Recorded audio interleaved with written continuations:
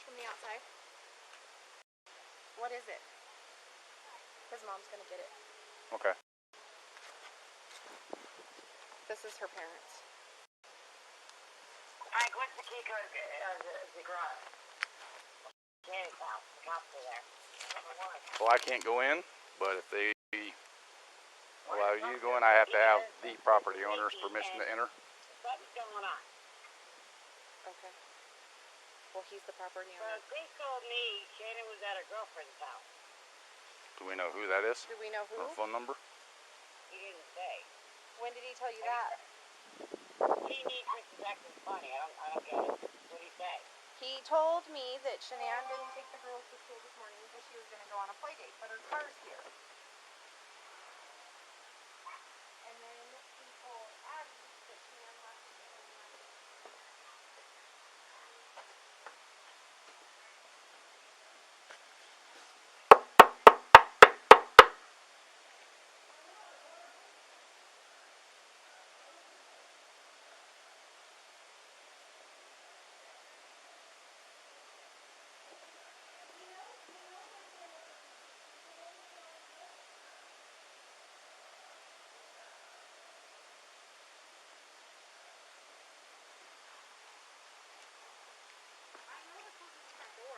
What? What's Chris's phone number? The driveway. Okay, so I just thought of something right now. Why on Nate's camera, on his, you know, when Coonrod goes into Nate's and they look at all his video clips and stuff, why is there no clips of this, you know, this part or any of Coonrod walking around the house, Nicole Atkinson pulling into the driveway when they first got there, with Nicholas Atkinson standing on top of the car, looking in, as he said, into the garage to see if the car seats were in there or see if the Lexus was in there. Where is all that footage? There's only like 2 motion clips, and that's when Nicole Atkinson dropped off Shanann, allegedly, right? And Chris backing his truck into the driveway. So why didn't the camera pick up any of this going on right now?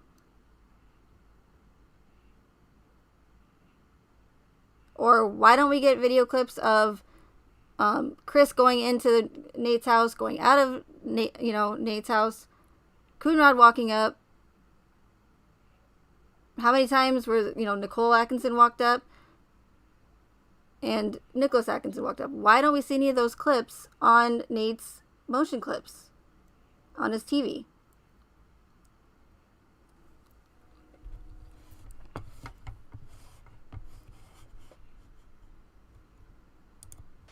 They have the top lock, the one that they have on there so CC can't escape. Chris's phone number is 910-309-1702. Okay. It was Chris, correct? Sorry. Now, Chris's phone number might be a little bit different because I guess at this point when they released it, or I don't even know. Wait, that was November? Did they release the discovery in November? And he still wasn't even...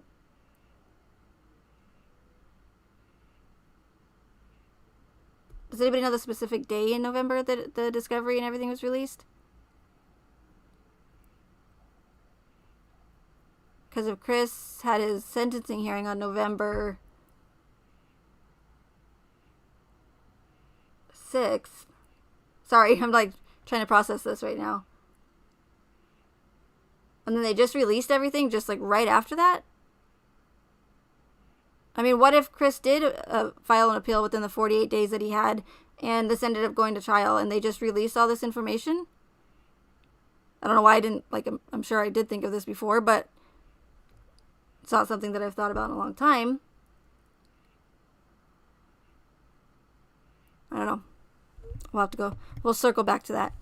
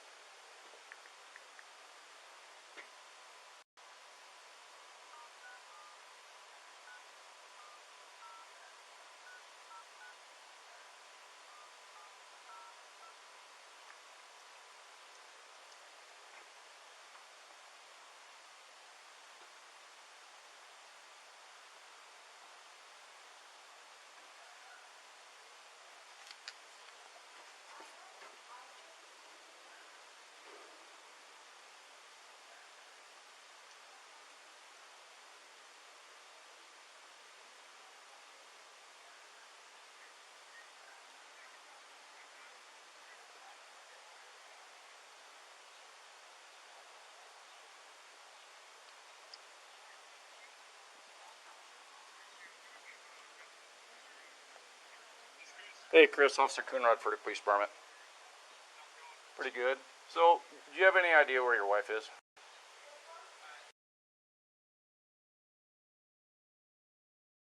Okay, and before I had my little epiphany there, what I was going to say was that it might be different because Chris is obviously he's not obviously, but allegedly he's serving his life sentence at Dodge Correctional, right? So not bleeping out his phone number is not that big of a deal. But what about all the other personal information in this case? And I know that sounds repetitive, but it's super, super important with this case because nobody had their privacy protected. No, all the information was released, not redacted. Phone numbers, names, addresses, where they work.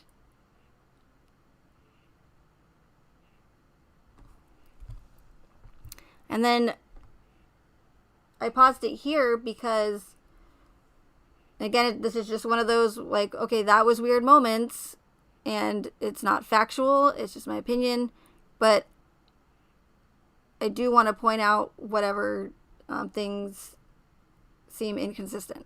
So when Coonrod calls Chris, he immediately says, "Hey, Chris, do you know where your wife is?"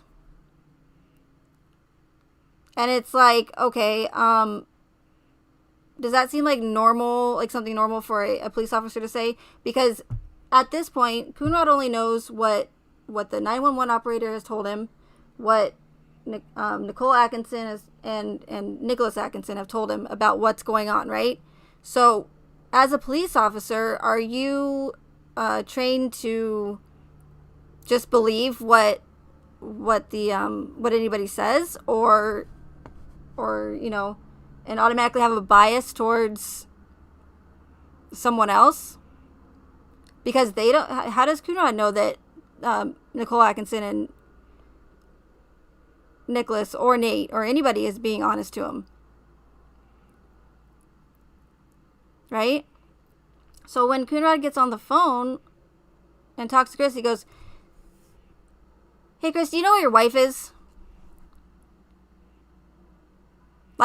Like he's already assuming or that Chris is guilty of something, right? Based off of what these other individuals have told him. Instead of saying, "Hey, Chris, this is Officer Coonrod. I'm with the police department," or whatever, Frederick Police Department. I don't know why I just said because I know. "I'm with the Frederick Police Department.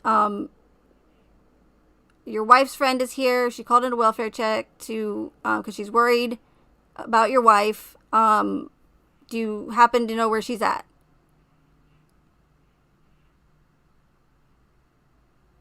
Because people are worried about her. So we just want to make sure she's okay. But he doesn't do that. He goes, "Do you know where your wife's at, Chris?" To me, that's strange as a police officer. But that's just my opinion.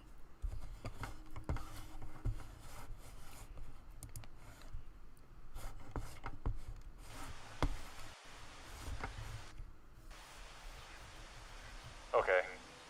Right. What my concern is, her car's here. They're saying she is diabetic. I don't want her if she's upstairs and can't respond.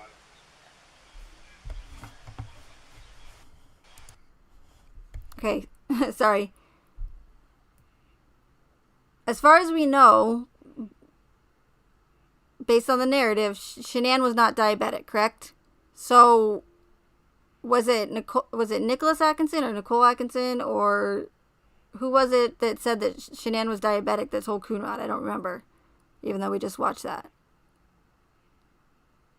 Because I'm still not understanding where the whole diabetic thing came into play if she wasn't even diabetic. And why would Nicholas or Nicole Atkinson say that if she wasn't?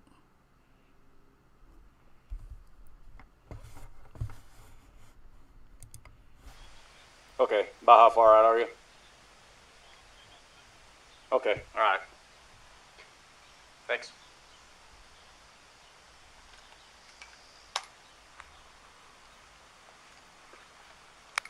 Dispatch, Rick 981. He states medical. This female is diabetic. Unknown if she is home though. Husband is on his way.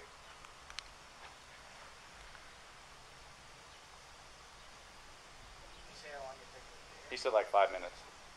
So he's about here. He's told us 45 minutes 2 times in a row. 'Cause he told one of my mom's friends that he was on I-45, the interstate pretty much. Mhm. And we waited the time we were told that mom called again. He said he was still on it and to wait another 45 minutes. So he's just been giving us false times and everything. And we know he's been lying because his stories aren't adding up. Right. Tell everybody different stories. And do we have like her parents' phone numbers or anything we can call them to make sure? She's not close to him. Oh, she's not? Not that. No, Okay. she's still talking. Hey, Seeking the Truth with Dave. I just saw your comment. I was scrolling up. I didn't see you sneak in. Hope you're doing well. So I just wanted to respond to you, Nicole. I have not... Okay. I have many opinions on that whole GF event. But as far as your question goes, I have not heard that before. As far as it not being the same person, I would need more information, I guess. And then Bubba, you said maybe Nate just didn't show it or never put it in the discovery. But if you watch the body cam footage when Coonrod's in the house, you can clearly see that there's no other motion clips from the 13th. And I think even at one point Nate says that the only thing that his camera picked up from the 13th was when Nicole Atkinson dropped off Shanann and when Chris backed his truck into the driveway, and we have the whole loading the bodies allegedly into the truck thing. So where are all these other motion clips from all these people going in and out of Nate's and Nicole Atkinson pulling her car in and Coonrod walking around the house and etc.? Did Nate already go through all his footage and delete them? Maybe. But I'm just going based off of what I can see on Nate's TV. I only see 2 motion clips there. After the 2 that I just mentioned.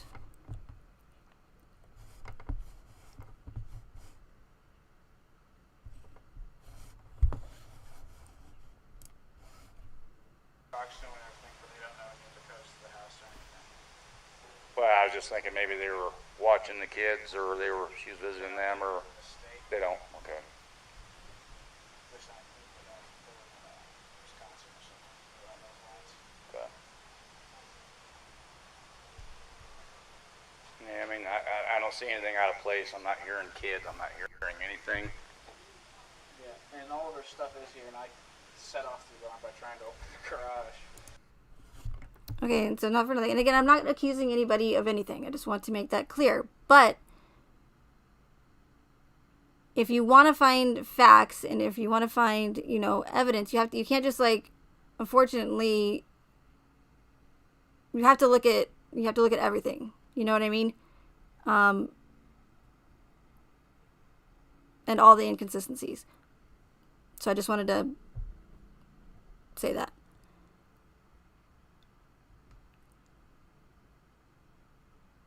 And again, I don't understand why Coonrod is, and nothing against Nicholas, but I mean, he's just a kid, right? He's still a minor. And Nicholas is telling him all this information, and not saying that Coonrod is believing everything he's saying. He might just, is being respectful towards Nicholas. But I don't understand why Coonrod didn't ask Nicole Atkinson more questions. I don't know. He doesn't. It just seems odd to me to not continually keep asking questions to try to find out as much information as possible while they're waiting for Chris to show up. Maybe it's just me and I just ask 1,000,001 questions everywhere I go for every scenario. But as I said, it's just something that stuck out to me and was odd. Forcefully, and that didn't work. So, and their alarm's one of the ones where it goes off and it feels like it's making your ears bleed. Mm-hmm. So if she was in there, She should have heard it. yeah, she would have while she was sleeping, because they have little things on the wall on every room to go off.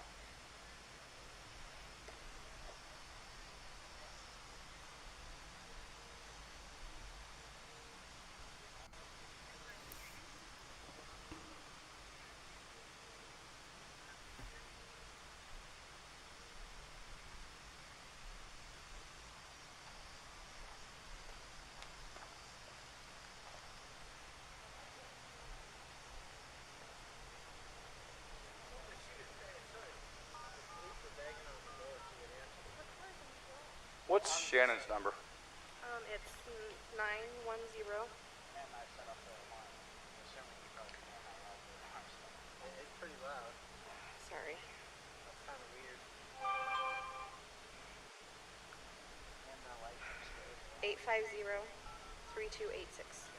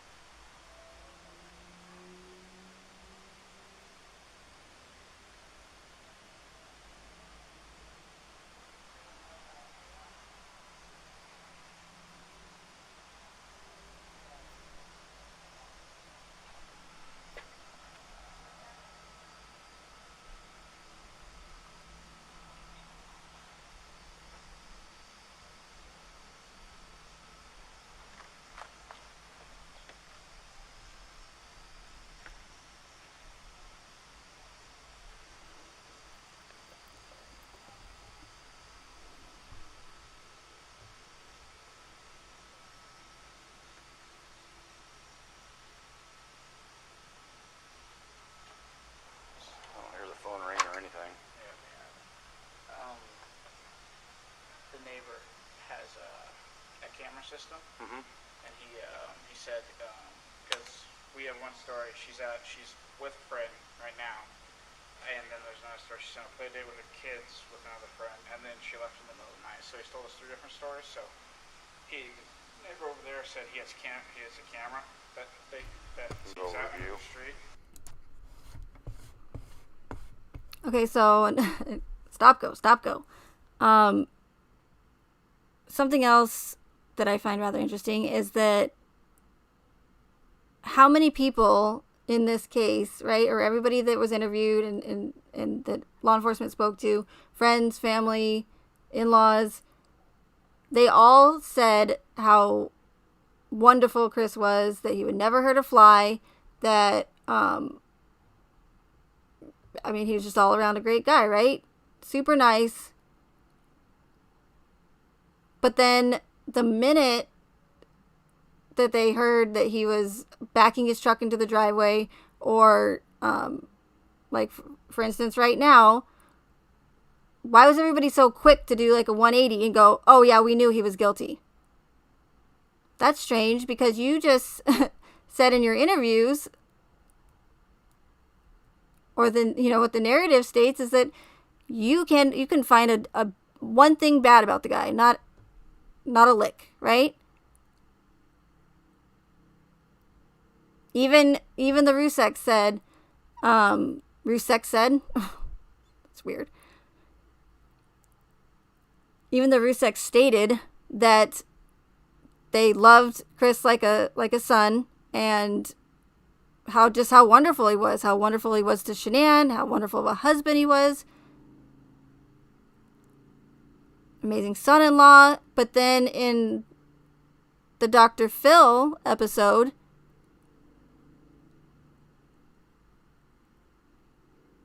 they said, oh, once we heard that Chris backed his truck into the driveway, we knew he was guilty. We knew he did something. All the guy did was back his truck into the driveway. so what if he never pulled backed his truck into the driveway? Or so what if Shanann didn't let him park in the driveway because of the oil leaks or whatever? Maybe the guy was like, hey, I listened to everything she tells me, and maybe he was just, like, I'm going to be a rebel, and I'm going to back my truck into the driveway, and I'm going to get some oil spots on the driveway. I don't know. I'm just saying. But how is backing a truck into a driveway make this guy, who everybody had, again, nothing bad to say about, all of a sudden immediately guilty? It's stuff like that where it doesn't add up. I mean, you're talking nobody, zero, zilch, had a bad thing to say about this guy, or a negative thing. And Nate might seem like a hero, and people will say, "Oh, thank God they had a nosy neighbor. Without Nate, we wouldn't, he wouldn't be in prison, whatever." If my neighbor was like Nate, in my opinion, if I backed my car into my driveway and my neighbor was all of a sudden speaking to police and saying, "Oh, she's not acting right. She never pulls her car into her driveway," I'd be like, "Thanks a lot, neighbor, friendly neighbor. Way to look out, neighbor Nate," right? I'd be kind of pissed. I'd be like, all I did was back my car into the driveway. And now all of a sudden I did something to my, significant other. That's odd to me.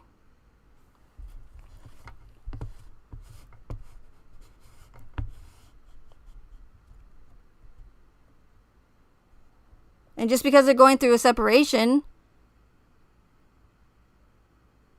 it doesn't make the guy a murderer or mean that he's doing anything like nefarious or whatever. So, sorry. We asked him if he could see if he was able to see if she ever left the house. Right, that'll We work. got someone else's car.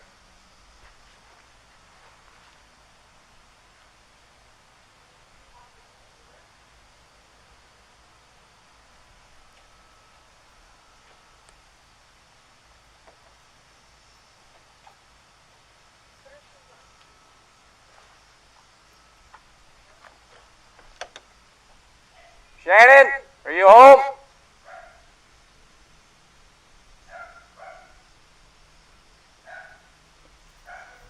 Police department, if anyone's inside, make yourself known.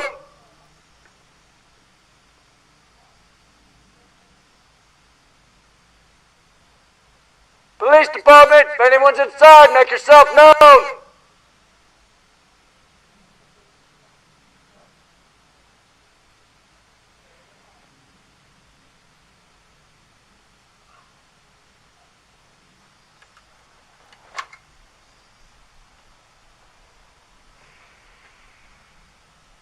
Yeah, you'd think they were here, the kids or someone would respond though. You'd hear some kind of noise. When did you talk to her last, Sandy? How are you doing?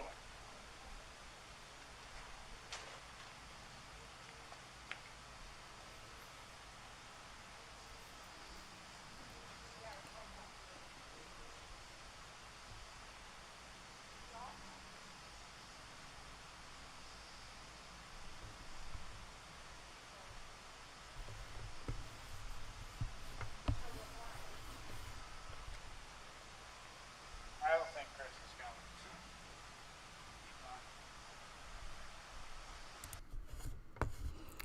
going. While I'm thinking about it as well, stop, go. I was trying to find, do you guys know the part in the body cam where, and I even posted it on my community page, where Nicole Atkinson is walking out of the house with Madison, and it doesn't look like Nicole Atkinson. No, that's not, I just want to give you guys an idea of what part of the body cam footage I'm talking about. I'm not saying that it's not Nicole Atkinson, but even though it really doesn't look like her at all. But again, pictures can be deceiving. So, very deceiving. But I'm trying to remember the part of the body cam where she comes out with Madison. Oh, I know where it is. Okay, it's not in this one. I got excited. It's when they're in the house with, I think this is it the 14th? It's when the news crew's there, right? And the K9 unit is coming and, hey, Coin Captain, did you win? The news crew is inside, and Officer Lines and Jane come up to the door and they say, oh, we want to do a search of the house with the K9 unit. And they go, oh, we don't want to mess up the scent for the dogs. Wait, what? I think it's a little late for that there, Officer Lines. Because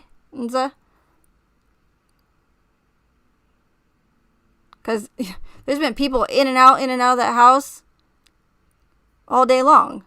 And now you're saying, oh, we don't want anybody because we don't want to mess up the scent for the dogs? Okay, weird.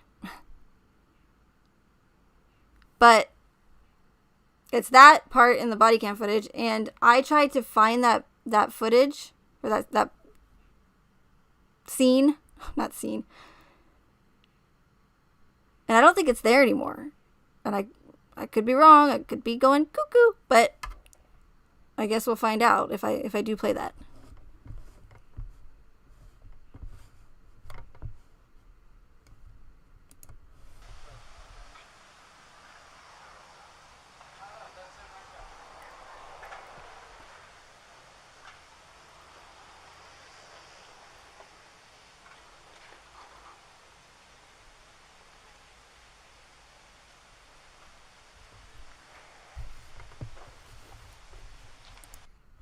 Okay, see Madison's face on the body cam?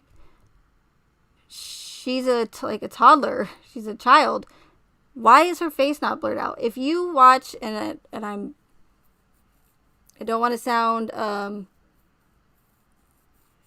like I'm going against what I usually say, because I'll say don't watch TV, don't believe anything you watch on TV. But if you do watch any of those true crime channels that have the body cam footage on it, or just any of the ones that have the interrogations and whatnot, there's one in particular called Murder Tapes. It's on Discovery ID, I think, but it's called Murder Tapes, and each episode is of a different case, homicide case. And it shows all the body cam footage leading up to, to the end or whatever. So in that show, I don't want to say 100% everybody's facial features are redacted, because there are some individuals, and I don't know specifically how that works, like why some are and some are not. But in that show, if there's a child on that body cam footage, their face will be blurred out if they're a minor, for their protection. On that show, they even go as far as they blur out the Axon timestamp.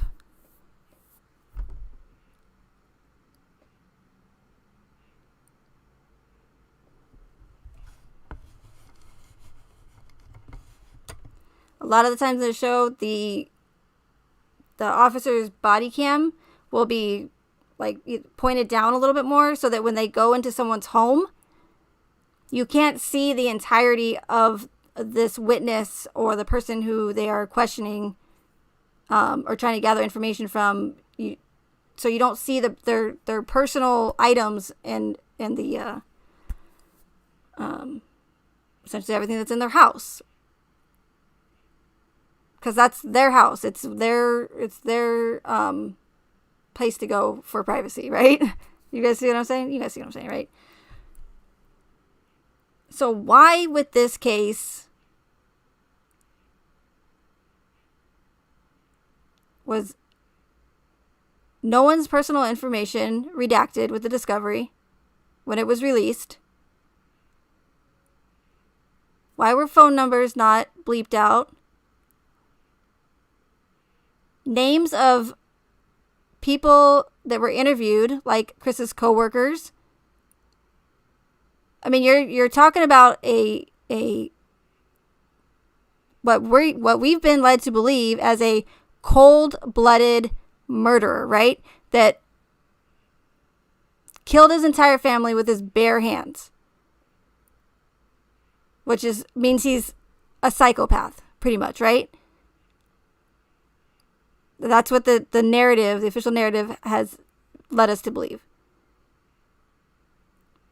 But yet, no one's personal information was protected and released to millions of people with how big this case is.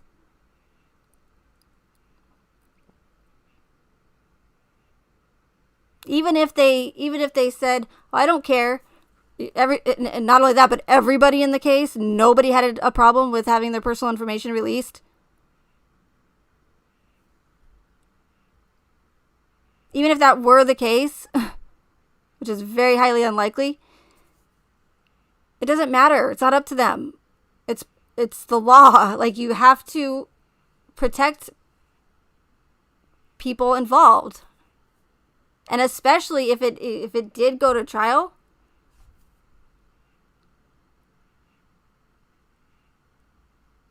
And these are potential witnesses and people who would have to go up on the stand and testify against Chris. Now, granted, yes, did he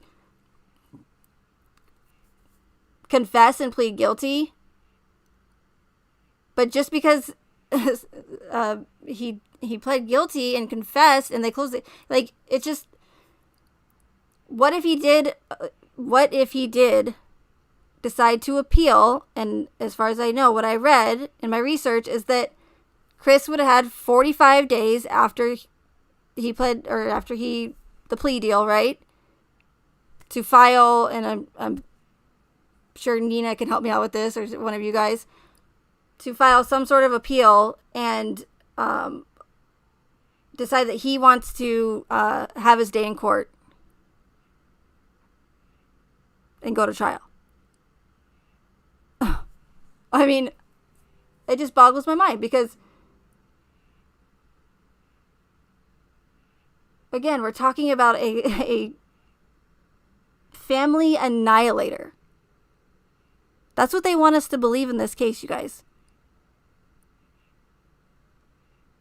That Chris is literally a psychopathic, out of his mind, kills his whole family with his bare hands. But then, yep, we're just going to release all this information about everybody that that was interviewed and could possibly have had some sort of hand in putting Chris away, even though, yes, he did confess. But it's not real life. Like,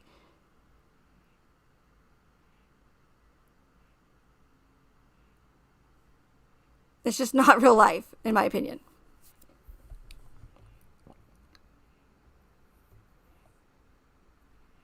And if he did file that appeal, and he did get it, and he did go to trial, now this entire case, all this information, the discovery, wouldn't that, like, taint the jury pool? They'd have to, like, take it to a totally different state. But even if they did that, it's still a really high-profile case. And I may be wrong.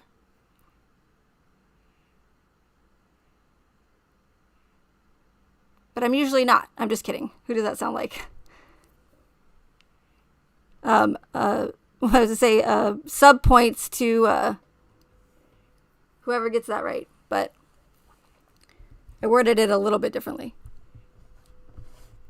Okay, let's continue.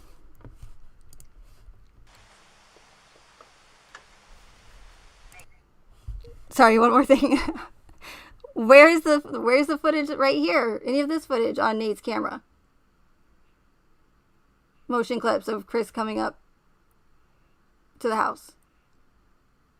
There should be like a ton of clips on Nate's TV with as many people that were going in and out of this house or that house.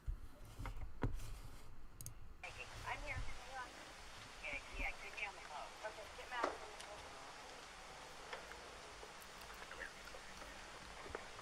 Scott, how you doing? How's it going? So this is the only vehicle she would have? Only one that, yeah. She would drive? Okay.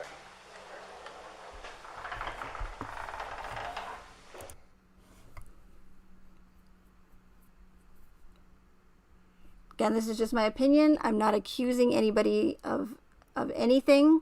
I just want to say it again. I shouldn't have to say that, but I do.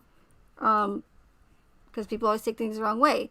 But I'm not here to sugarcoat anything. I'm here to point out inconsistencies. And I'm still allowed to voice my opinions. That doesn't mean that anybody has to believe them, right? I don't expect you to just...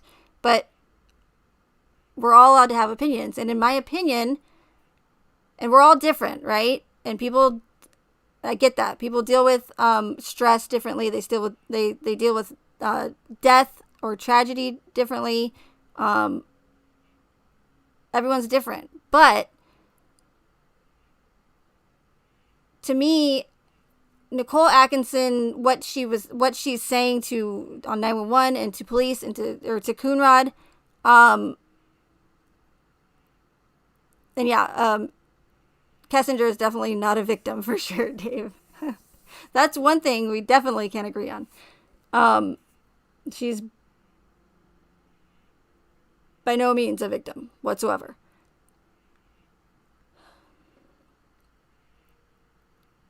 So everyone's different. But based off what the narrative tells us and what NK is saying about, I mean, not NK, now you got me NK. What Nicole Atkinson is saying about how worried she is for Shanann, why is she not rushing her way? I don't care if it's my house or not. If I was that worried about my friend, I probably would have broke a window already. Even though they don't recommend doing that, right? If you talk to police. But at that point, whatever. I'll pay for your window. I'm sorry, but I was super worried about you and the girls, and you're my friend.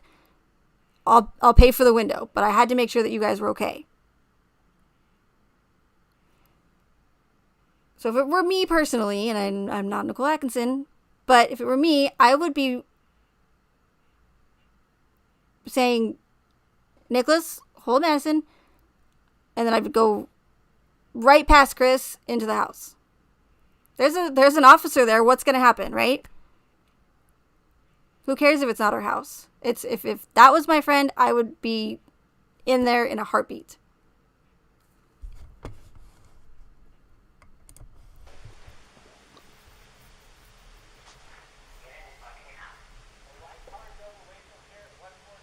Coonrod may not be able to go in there, but that doesn't mean that Nicole Atkinson can't. And checked his camera and said that a white car drove away at 1. It was me though. That was me. I dropped her off. That was the last action on my camera. Okay. That's throughout the whole day, or? Besides Chris leaving. Well, yeah.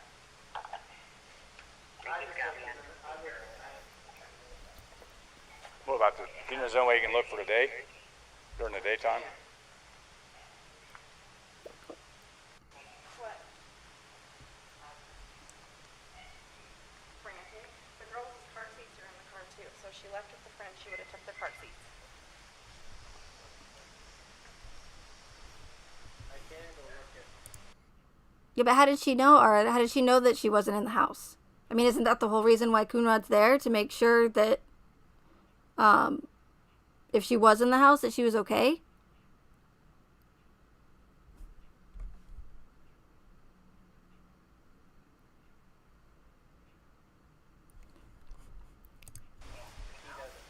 Yeah, if you don't mind. Huh? Chris is in the house. We're standing outside of the police office.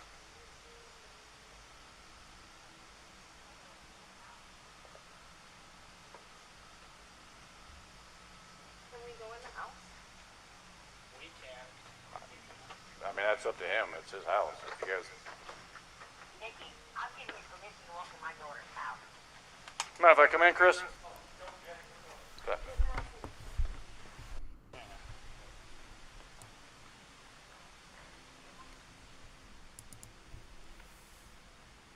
You checked upstairs. She's not there. I just want to make sure she's not passed out somewhere. Is she diabetic?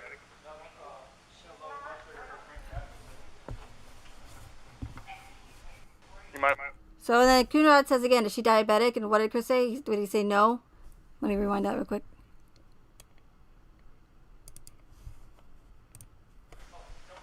Oops, too far.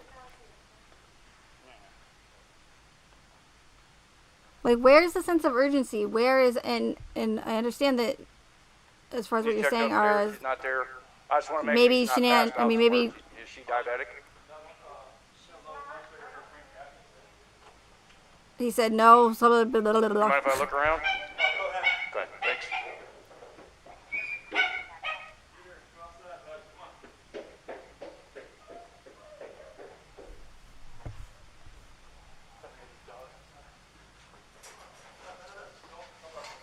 They turned the light on for the bathroom, but they didn't turn the light on anywhere else. That's kind of strange. Oh, you're fine.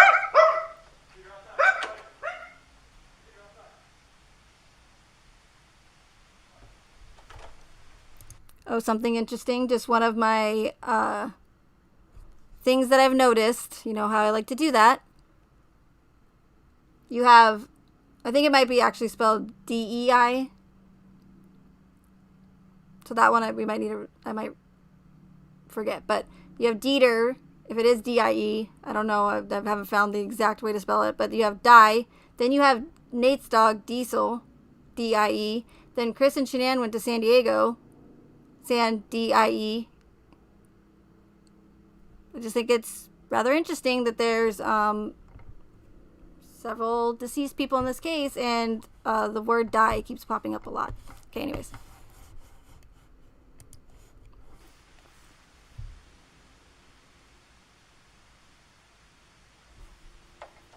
Why did he turn the light on for the bathroom but not the closet? Why is no one, like, Shanann, Bella, Cece, are you guys okay? Like, where's the sense of urgency? Like, ever since day one that I watched this body cam footage, I always had that just feeling, like, where is the sense of urgency from any of these individuals? Obviously not Chris, because we're, you know, he's, the narrative says he's the psychopathic killer, so that makes sense. But where's the sense of urgency from any of these other individuals? And I'm not blaming or not accusing anyone of anything. I'm just pointing things out.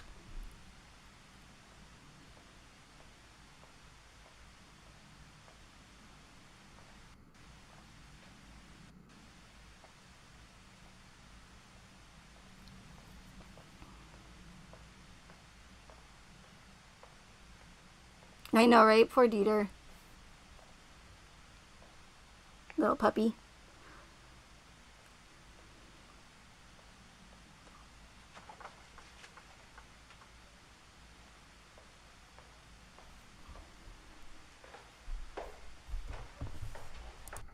Okay, now, once again, I'm not saying, I feel like I have to keep saying that, because if I don't, I mean, even if I do, you're still going to have certain individuals that are going to try to say, what are you trying to say? That Nicole Atkinson had anything in the murders? It's not what I'm saying at all. I'm just pointing out things that are odd, in my opinion. So, right when Coonrod's walking up the stairs here, Nicole Atkinson, from what looks like to me, immediately sees, or right when she sees Coonrod, she immediately, walks away. Instead of saying, is she down there? Is she okay? Do you see Bella? Do you see Cece? Do you see Shanann? Is there anything out of place, out of sorts? Like, again, I'm not Nicole Atkinson, but if it were me, right, Sue? If it were me, I would be asking so many questions right now. My mind would be going 1,000 miles a minute. Even if I had an inkling, not inclination, even if I had no inclination, even if I thought for a second that maybe if just if I knew that that she probably was most likely not in the house, I would still be asking a million questions and to try to figure out where my friend is, right? And her daughters. Again, that's just my personal opinion, and I'm not everybody, but I still want to, point it out.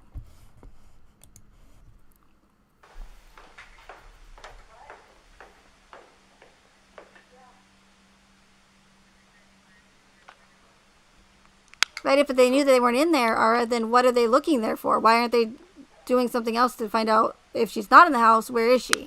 That's all I'm saying. Oh. Well. Okay.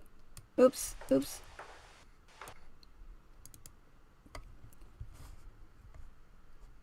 So this part has again always been super strange to me. Is when Coonrod walks up the stairs and Chris says, "Found her phone." Hey, Jem.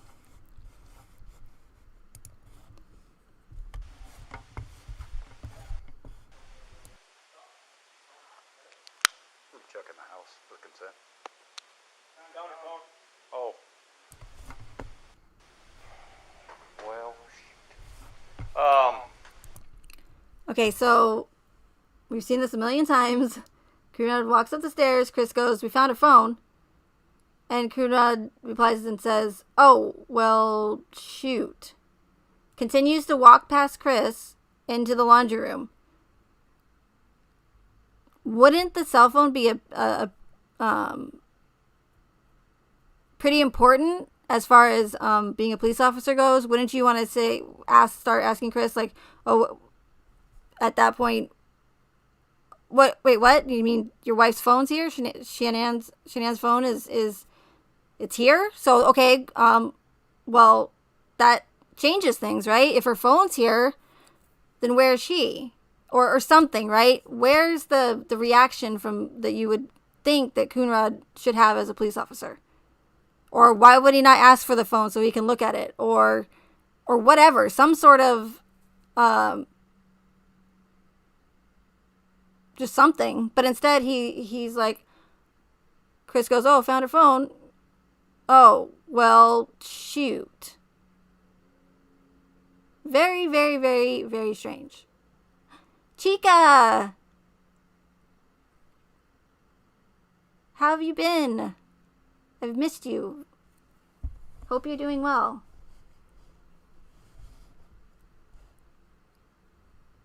I saw Monica say, "Good point, Chica." And I said, "Chica?" I was like, "Squirrel?" Okay. Sorry. So it's one of those, one of many of those moments in this case where I find myself going, that's really strange. And, just like that feeling in your gut, I guess, or just one of those moments where you just say, like I said, that's kind of strange.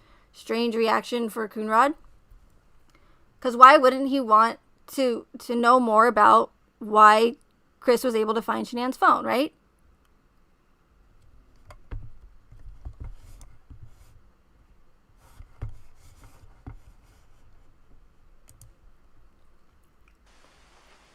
Any friends she would be hanging out with?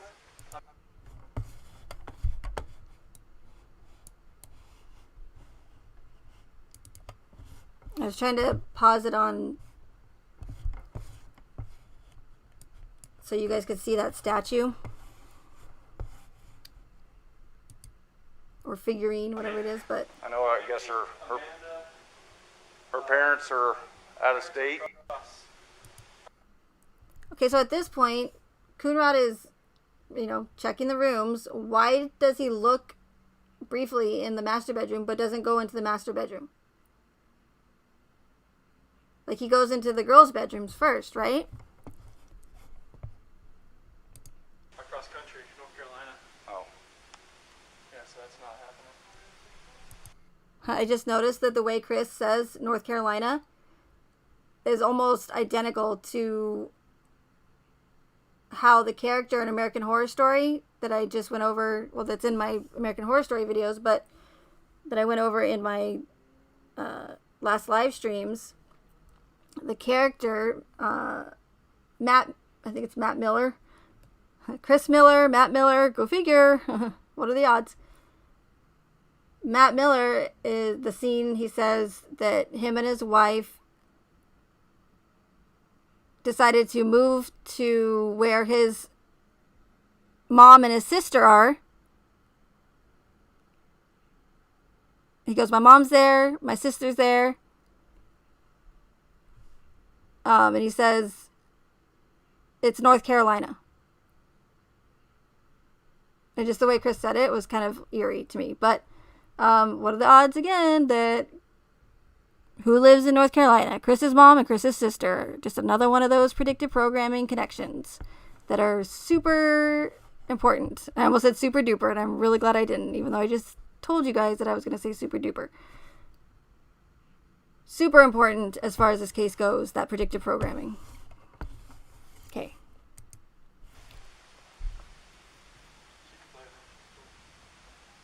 And I'm sorry if the volume's low. I don't know why it's so low. Their blanket they sleep with, they don't leave anywhere without them. Good. Nothing else appears to be missing though, just No. stuff you take for a quick trip. You can, you're absolutely right.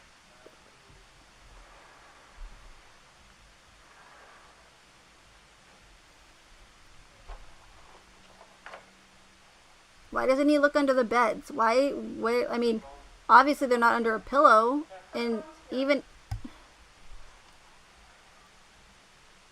Does she work? Yeah, she works from home. Oh, from home? She works, this is her lifeline.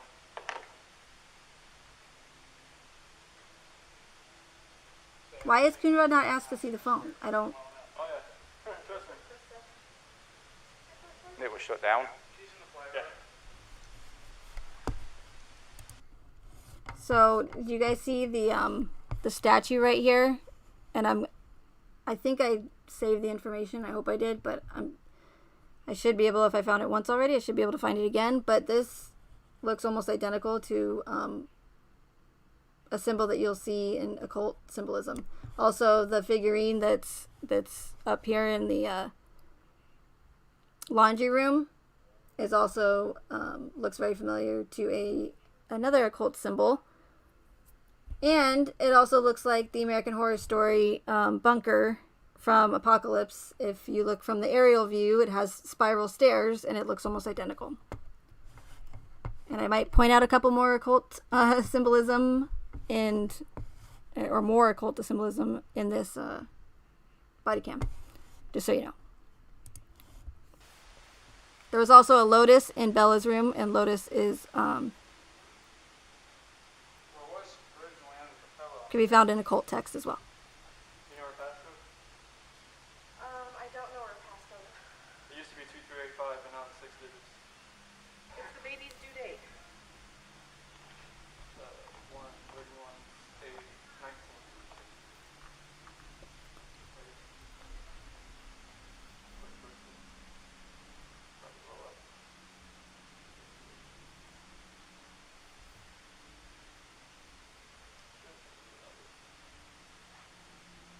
What does she do for work? She works a direct sales company called Drive.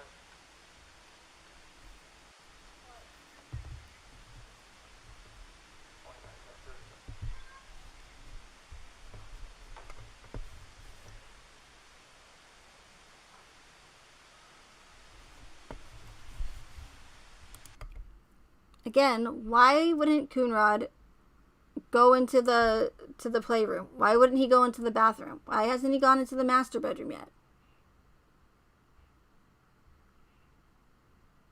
I mean, how does he know that Nicholas Atkinson and Nicole Atkinson look thoroughly for, they didn't look under the beds. I'm not saying it's like hide and seek. I mean, it's highly unlikely that they would be under the beds, right? But how do you know unless you rule that out and look everywhere?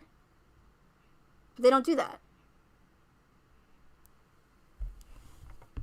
And then you have here where Madison Atkinson is in the playroom, where everybody thought, it's still some probably think that it was a ghost of a child, but in the room on all the paranormal channels. But really, it was Nicole Atkinson's daughter, Madison.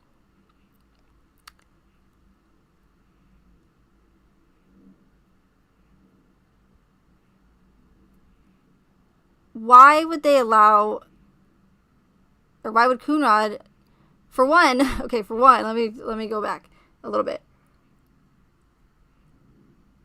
I'm not in law enforcement, but as from the research I've done and what I've, seen with other scenarios, law enforcement and police officers, when they're called in for a welfare check, one, they don't know what they could be walking into once they step inside a house or home, right? It doesn't matter if the house is locked up, all the windows and all the doors. How does Coonrod know, or how does a police officer know that, maybe someone knocked on the door before she was getting ready to go to her doctor's appointment and take the girls to school. What if someone knocked on her door, she opened up the door, it could have been not even a stranger, maybe it was someone that she knew and trusted, opened the door, they pushed their way inside, forced their way inside, shut the door, locked it behind them, locked the latch, and is, keeping Shanann held hostage or something. It's just an example. But, again, police officers don't know what they're going to be walking into in this type of situation, right? So the fact that Chris, and especially if you think that there's something like something nefarious going on, or there's some sort of red flags, right? Why would you let not only number one Chris in, but Nicholas Atkinson, Nicole Atkinson, and Madison? Madison is playing in that playroom, and and we don't know what happens. That's unfortunate and rather convenient when it comes to this body cam footage, because you have people going with, throughout this body cam, they go off screen or off camera multiple times. So when Nicholas Atkinson goes off camera or the body cam, we don't know what's going on. Not saying that he's doing anything. I'm just saying we're not able to see what's going on off of camera. And then, and then Chris is at Nate's, and then and then Chris leaves. Who knows what he's doing? And then Nicole Atkinson, she doesn't show up to Nate's until much later when they're all in the house. So there's people, going on and off of the camera, and so we don't know anything that's going on. Maybe that's why the whole purse thing was confusing, and why there was a vase on the table, and why there's just so many things that could be happening off camera, and that's a huge issue for me personally. But so I don't know if Madison Atkinson was the first one into that playroom, because we don't see her on the body cam footage until right now. But let's say, hypothetically, what if Shanann and the girls were in there, right? And God forbid something had happened to them, and they were either deceased or injured, or what if somebody had forced their way inside and was, keeping them in there? And and Nicole, Madison Atkinson's the first one in that bedroom. Can you imagine how traumatic that would have been for that little girl if that were the case? So why Coonrod would let anybody go inside that house except for him? And in other scenarios that I've seen, they've even stated that we don't know what we're going to be walking into. Anything could happen. Anybody could be behind those doors. And if they do have any sort of reason to suspect any foul play, that officer will call for backup first before entering the home. Now, laws vary from state to state. But I can't imagine when it comes to something like that, they would be all that different. Again, I'm not a police officer. I'm not a law enforcement. I'm just going by, what I've researched and common sense to me. And to me, I'd have to agree with as far as not knowing what you're walking into. It makes sense.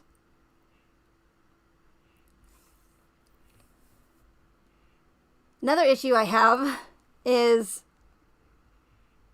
the fact that several individuals right now are walking around touching everything. And a lot of people argue and say, but Shanann and the girls were only missing at that point. And I understand that. However,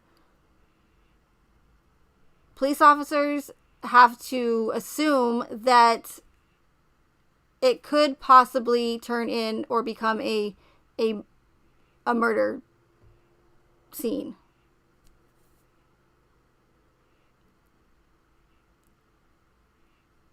Right?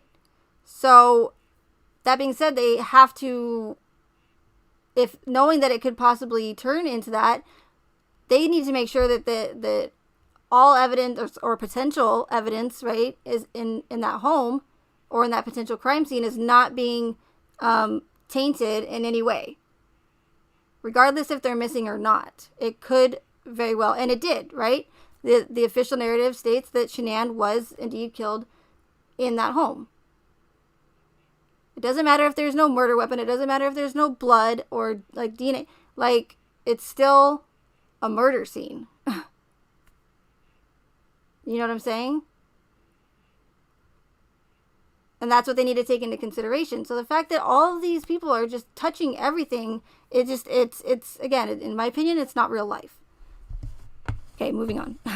Just wanted to say that.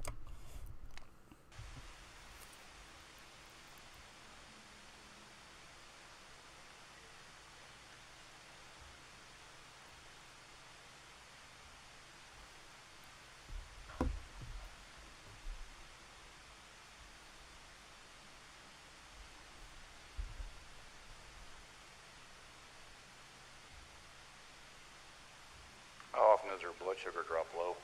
Cassie, her friend in Arizona, said that that's the first time it's ever happened. She normally has migraines, like a while ago, but she had them a lot this weekend. So Cassie's a nurse, so she figured it was because her blood pressure sugar was dropping. Yeah. Because she wasn't eating her normal that she normally eats. Like, she'd take a couple bites until she was full. Okay.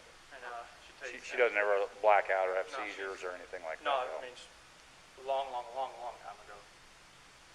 She had a car wreck, and they believe that's what happened. But Imitrex is something she takes for migraine. She took more Imitrex this last month than she ever had before, but that's just because she was in North Carolina with the humidity and everything like that. She was there for 6 weeks, and we got back Monday or Tuesday, and then she flew out to Arizona Friday morning, and then she got back last night about 2 a.m. Flight got delayed. She left about 11. She got here at 2. Okay. And I went to work this morning about 5:15, 5:30. I'm sorry, but does Chris speaking right there, does he look like, and I'm not saying that he's innocent by all means, but does that look like someone who is, what again, we're led to believe, a psychopathic murderer? Because I'm sorry, it doesn't matter if you make a mistake. Like, I guess I don't know if murdering someone would be a mistake, but what I'm saying is, it doesn't matter if they haven't done it to several people like a serial killer.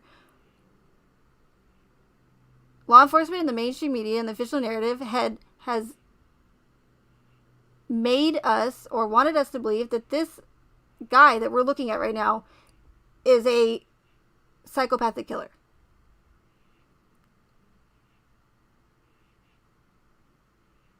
Now, looks can be deceiving. I get it. But I mean, if you really, really sit back and just look, again, at this case from a different perspective, I don't care what every professional says. I don't care if they say that he's a covert narcissist. I don't care if they say that he's a psychopathic killer. I look at this man and I see not a murderer by all means. That does not mean that he's not 100% guilty in being a part of all this. That's just, to me, just as bad.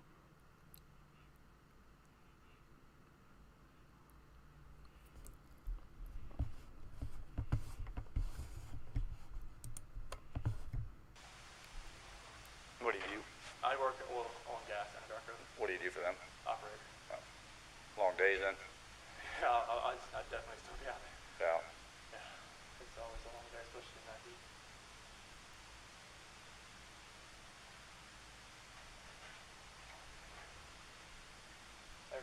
There's no like off text messages unless Can you look at your camera to see from your security system to see when she left? it's unless they left out the front door. Because you told me that she went on a play date with the girls, and then That's what she told me. Addie said you told her that That she went with some friends with. She went to go to a friend's house with the kids. That's why I knew they weren't at school. Addie said you told her that she left in the middle of the night. Oh no, she didn't leave in the middle of the night. No. Yeah. Where do you kids go to school at? Primrose and Vista Ridge. Danny wants to talk to you. Okay. Hey. Yeah.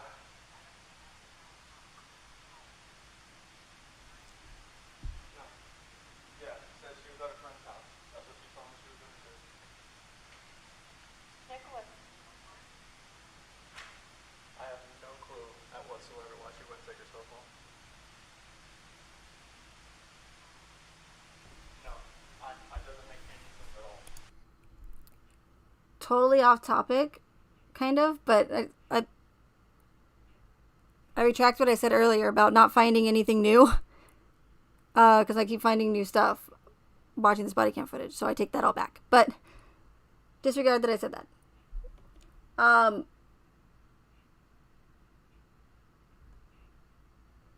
I just noticed how Nicole Atkinson, and could be something completely ridiculous, but again, I like to point out everything, because you just never know. Nicole Atkinson's wearing those bright white sunglasses on her head. I don't know if you guys are familiar with the picture. There's a picture that's been around from the very beginning of the courtroom from Chris's hearing or sentencing. And I'll see if I can find it, but there's a court officer, is that what they call him? A female court officer to the left of the photo. And she's wearing sunglasses on her head, white, just like Nicole Atkinson is right now. Of course, are white sunglasses really popular? Yes. Could it be a coincidence? Yes. Could it be absolutely nothing? Of course.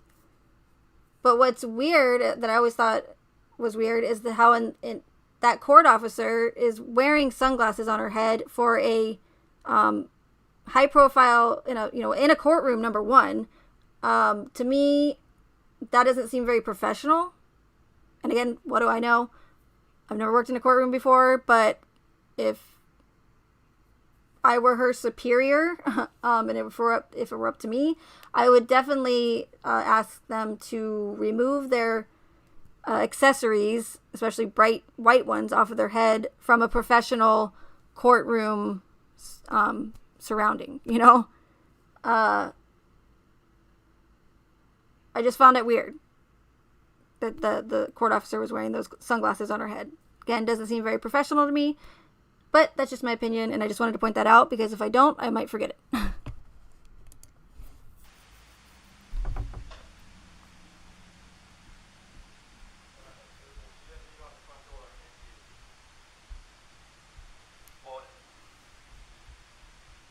Yeah, I can look at that and see.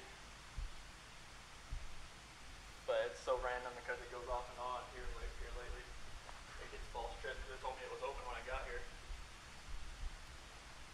I know it doesn't make any sense at all.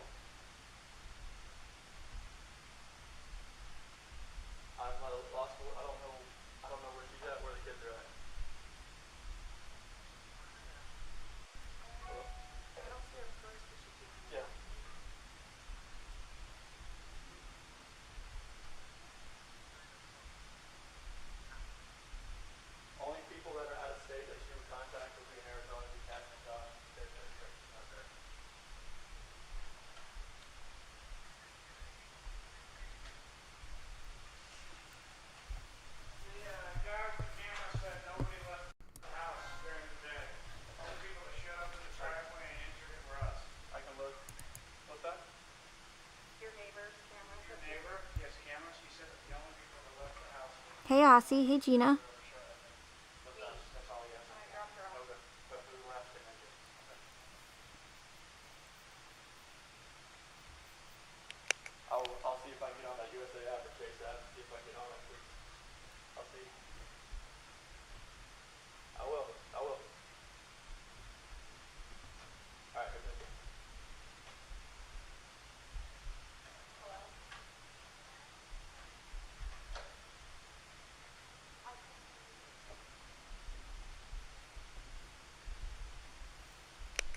Dispatch Rick 91. You can cancel medical if they're staged.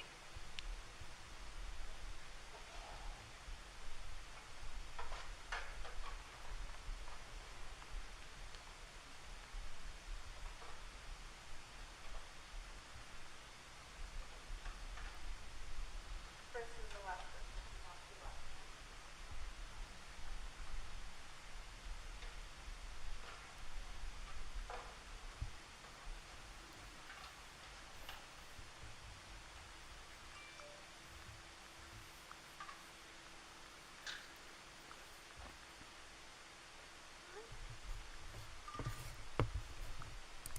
So where again? Where are all the questions? Where's officer? What can we do? What can we do to find Shanann? Where do you think she is? I'm really worried about her.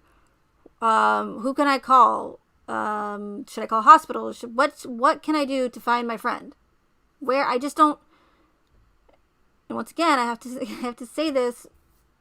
I mean, I shouldn't have to, but I'm not accusing anyone of anything. But where is the sense of urgency? Regardless if someone thinks that knows she's not in the house or not. I mean, if you're that worried about your friend, where is the sense of urgency? Where are the questions? Granted, we're not going to get those from Chris because we're led to believe he's the psychopathic killer who murdered his entire family. Excuse me.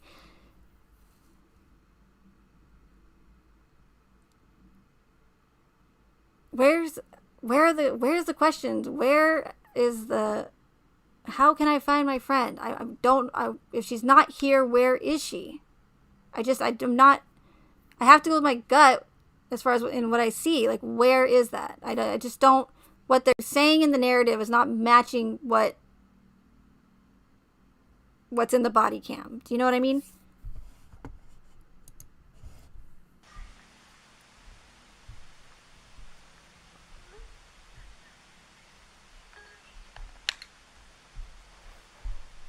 So what time do you work? Usually, once I get to work, it's like 6:30 to 3:30, 4 o'clock. You usually work nights or days? Days. What time do you leave the day? What time I leave there? Come No, here. Usually between 5:30 and 6. Alright. And was Shannon here then? Yes. Yeah, we're still in bed.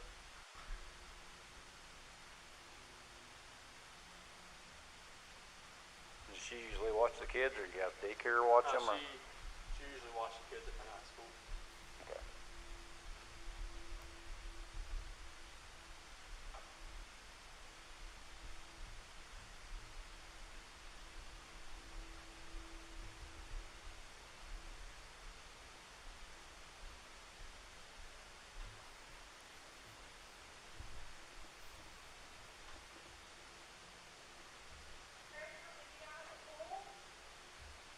At the pool? The little rec center thing right here? There's a pool right down there. Yeah. And has Coonrod even looked in the master bedroom yet? Alright, I can run down there and check. Wouldn't you want to make sure you look everywhere instead of just?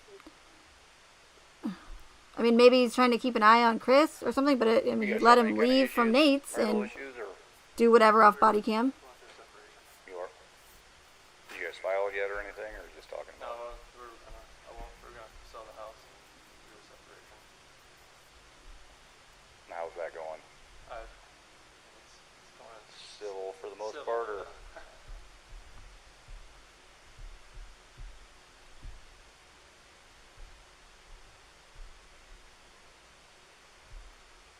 Does your wife go to that swimming pool often, or the, It just depends. I mean, on a hot day like this, I would say no.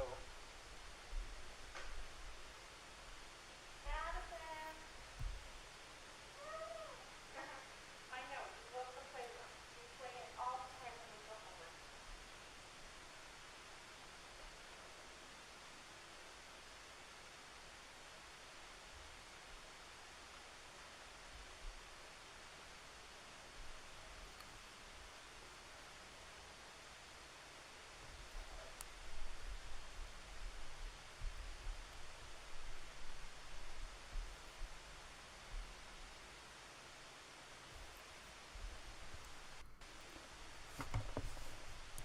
mean, really, how long is this body cam footage? How long are they everyone gonna just stand around in silence pretty much and try to do something? It just boggles my mind. I personally, of course, I'm being facetious when I say that, but based on the narrative, why is everybody just standing around? Where is everybody being worried for Shanann? And again, rule out Chris, of course, but people are just standing around. And I'm not saying, again, I feel like I have to keep saying this, even though it's very repetitive. If they're that worried, then where's the sense of urgency? Where are the questions? What can I do to find where my friend is? Because if she's not here, like Chica said, where is she?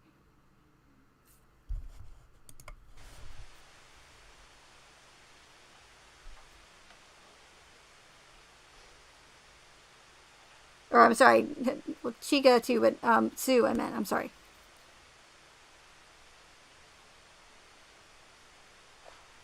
It says at 5:27 a.m. the overhead garage door 2 was left open and never shut.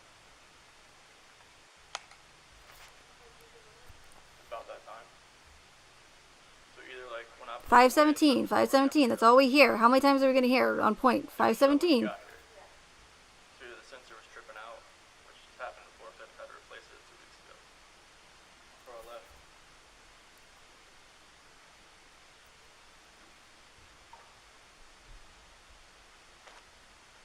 It says the basement door was left open at 5:26. Visitor checked at 1:48. That's when she got home.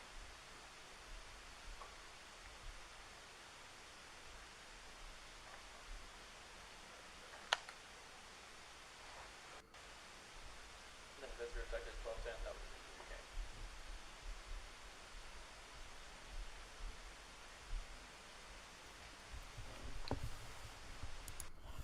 And I've said it before, and I've said it many times, and I'll say it again. Why is this the only case where, one, so much body cam footage, so much case information, right? I'm not going to say all, because we know it's not all. And I'm not going to say it's a lot, because although it seems like a lot, it's really not. Whereas so much was shown to us, and not even that, but useless body cam footage, like the 45-minute, I think it is, or maybe longer, body cam footage of Officer Kate Lines in front of the Watts home, waiting for the Thayers to come to pick up Dieter from the house.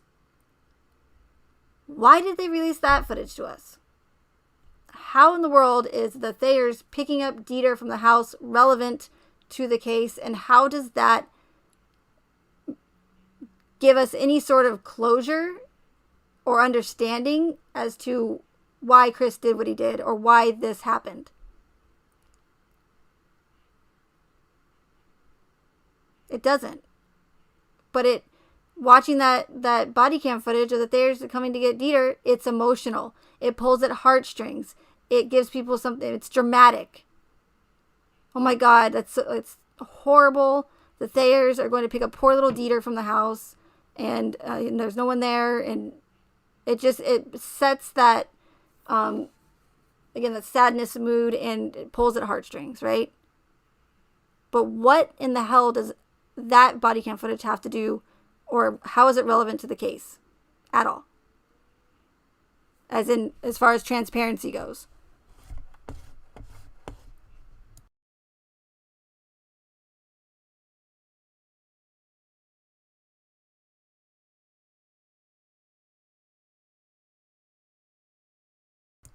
Or another example, the body cam footage after Chris confesses to killing Shanann to his dad. They show us the body cam footage of Ronnie Watts being transported by law enforcement to a hotel, because obviously he can't go back to the house and he has nowhere to stay. He doesn't have a car. They give us that body cam footage, But again, how is that relevant to the investigation? Obviously, I mean, yes, everything, all information and data is relevant. But what I'm saying is they release that kind of body cam footage to us, but then they don't release the stuff we need, like the video interview of Nicole Kessinger. Both of them, the park and how convenient, right? That it was in a park, so there's no building cameras or there's no inside cameras at the police station. And what was it, an FBI agent, I guess, that interviewed her? It wasn't a regular police officer, so there's no body cam footage. How convenient. You're always going to find that, not always, but 99% of the time, there's always going to be some sort of, scenario where cameras didn't work, or there were no cameras, or they were glitching. Because that means they would have to actually provide that to us, right?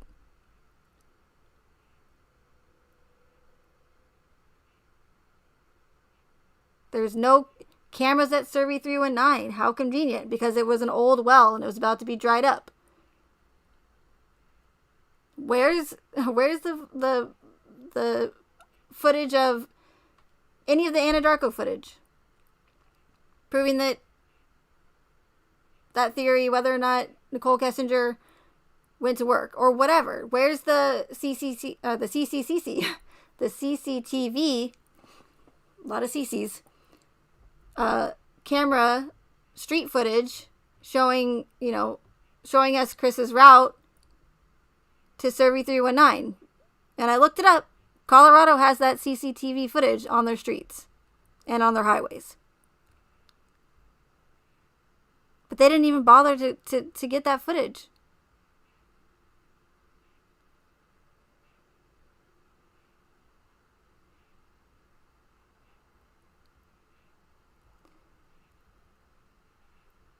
How convenient is it that the Vivint, right, in the discovery, it says that Shanann was making a big fuss about how the Vivint security cameras weren't working and she was hounding Chris to get it fixed. What are the odds? We have another, video camera that just doesn't work. Or it's glitching. Because now we don't have any evidence of Nicole Kessinger going in or out of the home. Granted, she could go in the back.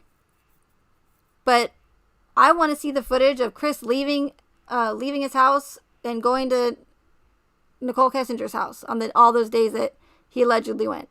That's the data I want in this case. I want to see all that Vivint footage of Chris coming and going so that I know that it matches what the discovery says. Where's the Vivint footage of Nicole Atkinson and Nicholas Atkinson when they arrived at the house before all this that we're watching?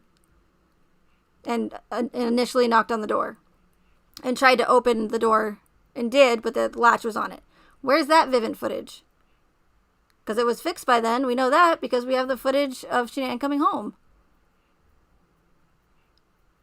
Where's the Vivint footage of Coonrod walking up to the door and knocking on it? Where is all this video footage when we have all these cameras, or should? Then you have Nate's camera that, for some reason, right, just happened to not pick up Shanann walking into the house. Or any of the other individuals walking around the house for this whole time. It's like, how many times does it take for it not to be coincidental anymore? That's what I'm trying to show people with this case, or you guys, not people. I hate when I say that, and I'm going to try not to do that. I just hate the way that sounds. It sounds terrible. I'm trying to show you guys that there's way too many of those instances in this case for it to be coincidental and not done on purpose. Hey, John Perry.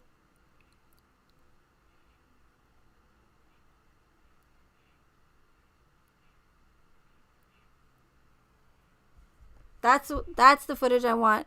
I don't want pointless body cam footage of Dieter being picked up from the house. Yes, is Dieter cute? I love animals, but that's not what I want to see when I'm trying to figure out what in the hell happened in this case, or why Chris or any other murderer did what he did, right?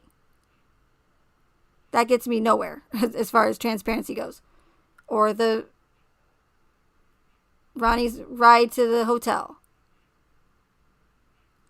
Something else that's completely irrelevant and has nothing to do with the case is over 230 pages, because I counted. I think it's like 236 to be exact. Over 230 pages in that discovery out of, if anybody is good with percentages, I'd be curious to know what that is. But out of 1,960 pages of discovery, over 230 or 236, 235. We'll go to, or whatever. Of letters from women who wrote Chris in prison.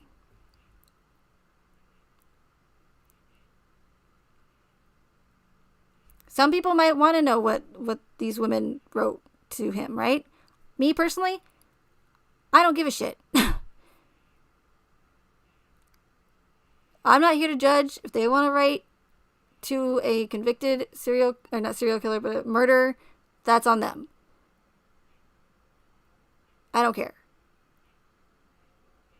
I want, again, something that's going to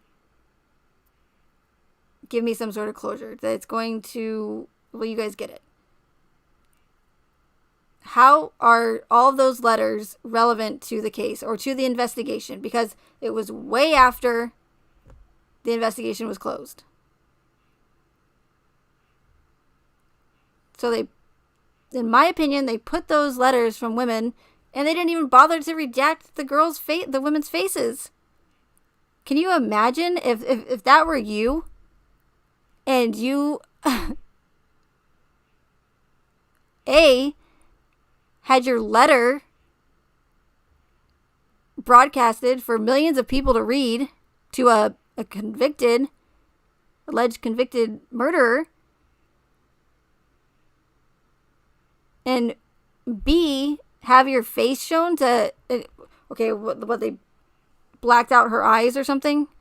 They didn't even bother to redact all of their information. So they didn't redact the names of the women or any of the other people that wrote to Chris. They didn't redact their name, but then they only redacted the city and state, or vice versa. Only redacted. I have to look again, but they only redacted the zip code. Why would you? What is the point of doing all that? To me, it's pointless, because with technology and the internet, all you would have to do is put their name in, put the zip code in, and you can find probably a lot of information on those individuals. So only redacting part of the personal information or private information, it's completely useless.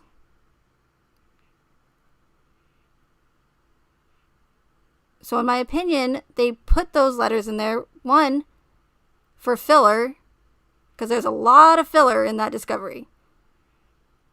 You have all those letters, and then you have pages that only have one sentence on them, one post-it photocopied.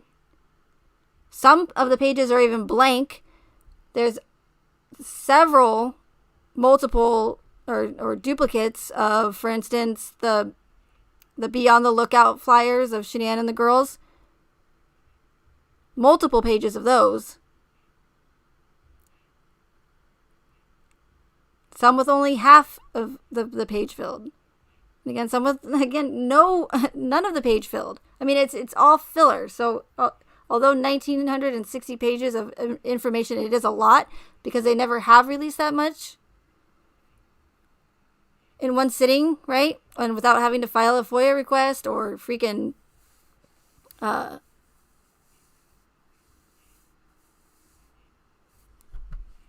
go over hurdles to freaking get the information.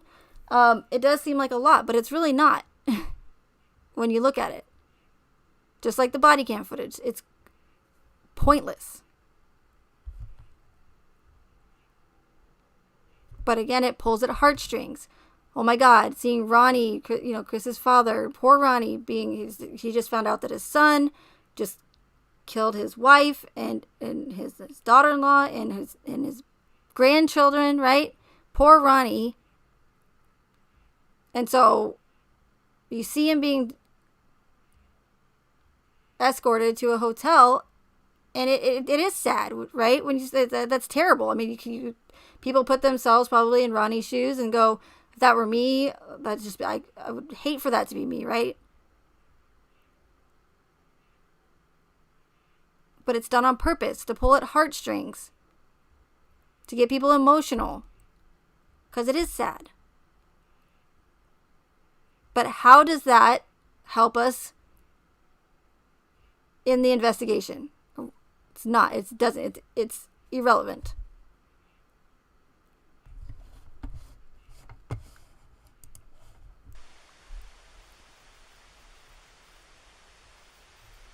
Were you able to pull up the video at the 1210? See who was it front At door? 12:10, that was Nikki. That was you? Yeah. Okay. Yeah, it was beeping at me out in the field.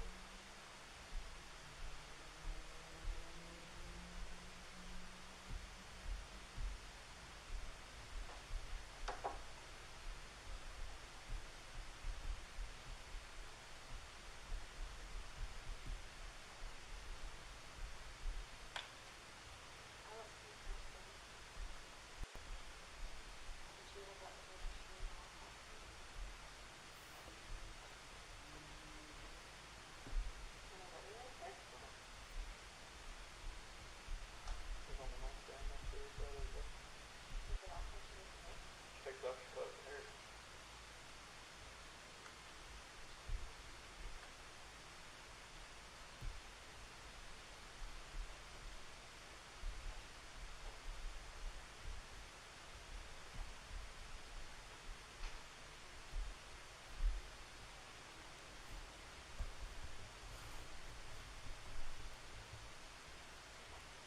Coonrod still hasn't gone in the master bedroom, has he?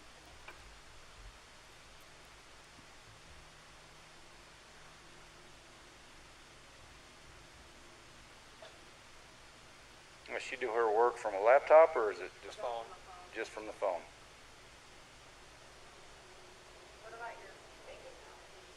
He still doesn't go in there. Why would he go in there? It's not a joint account.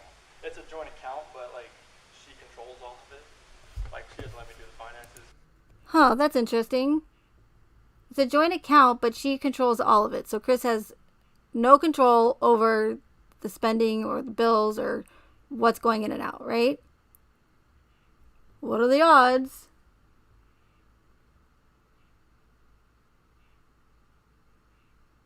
That Meadow Wilton and her husband in American Horror Story, Meadow controls all the finances. Or I have to bring these up every time they pop up, and I do it in chats as well. I'm sure Dave G has seen me mention them several times, but I have to because they're important. Meadow Wilton in American Horror Story has control of all the finances. She handles the bills. And they get a notice from the bank that that their house is gonna foreclose because she stopped paying the bills. And her husband didn't know because she didn't tell him because she handles all the finances. So what are the odds there's another connection in American Horror Story? And that's just 2 out of many, many connections. I'm pretty horrible back in the day, so she just kind of handles all that. She does it. I have the apps on my phone, but I don't have her log in to get into it. Okay. Unfortunately, that's. Can you log into your account though? I can. No, I don't have like don't have a laptop, but she has the one downstairs still. But her login is different. Her login, I don't know her login. Like I know the password, but I don't know her login for user agency. It's always the same password, 42819, capital letters.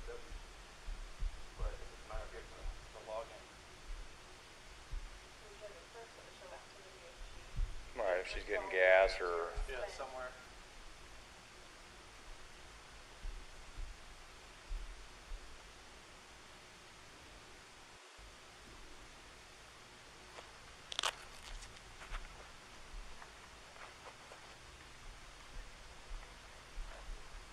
What days does she typically do work? Every day. Every day? Yeah, it's always. What was the name of the company again? Lebel, Lebel.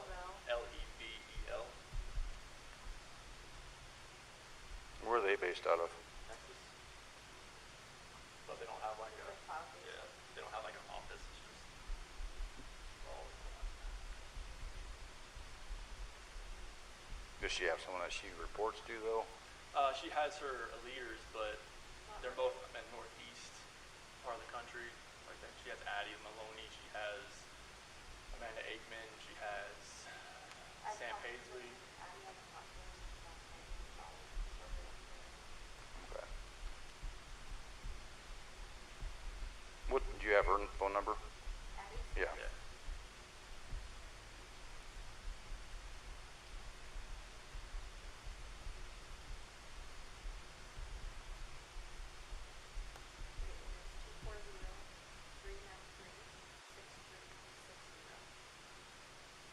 What'd you say her last name was?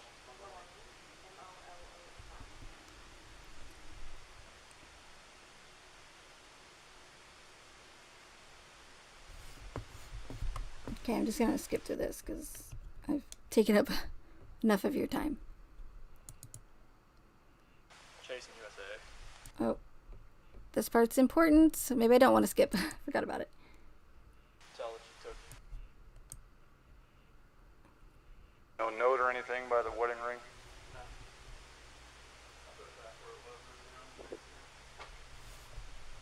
I mean, law enforcement even said that they were suspicious of Chris early on. Hey, Elfin, good to see you. They stated that they were suspicious of Chris early on. So if that's the case, then why is everything in the house being touched? Not everything, but so many things in the house being touched. Where, like, just again, where is the sense of urgency? I just don't see it.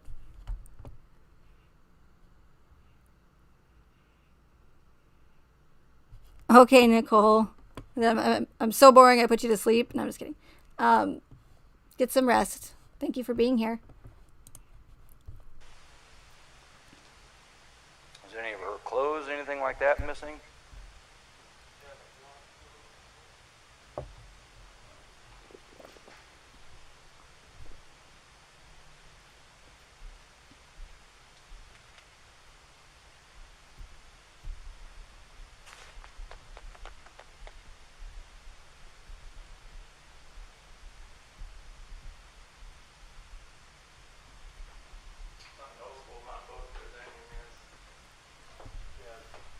It didn't look like she went through and packed up No, I mean, a bag she or has anything. This, all that at the bottom, so it'd be kind of hard to tell if she took a little bit, or I mean, it'd be easy to tell if she took a lot, but it's hard to tell if she took a little bit. Okay, so watch right here. Coming up, in my opinion, a whole lot of Duper's Delight. Now, I know that there's the professionals, quote unquote, on Dr. Phil and everybody else that seems to think that they're professionals. And no, I don't think I'm a know-it-all professional with everything in this case either. But in my opinion, this is Duper's Delight, not because he's a psychopathic, narcissistic, or covert narcissist.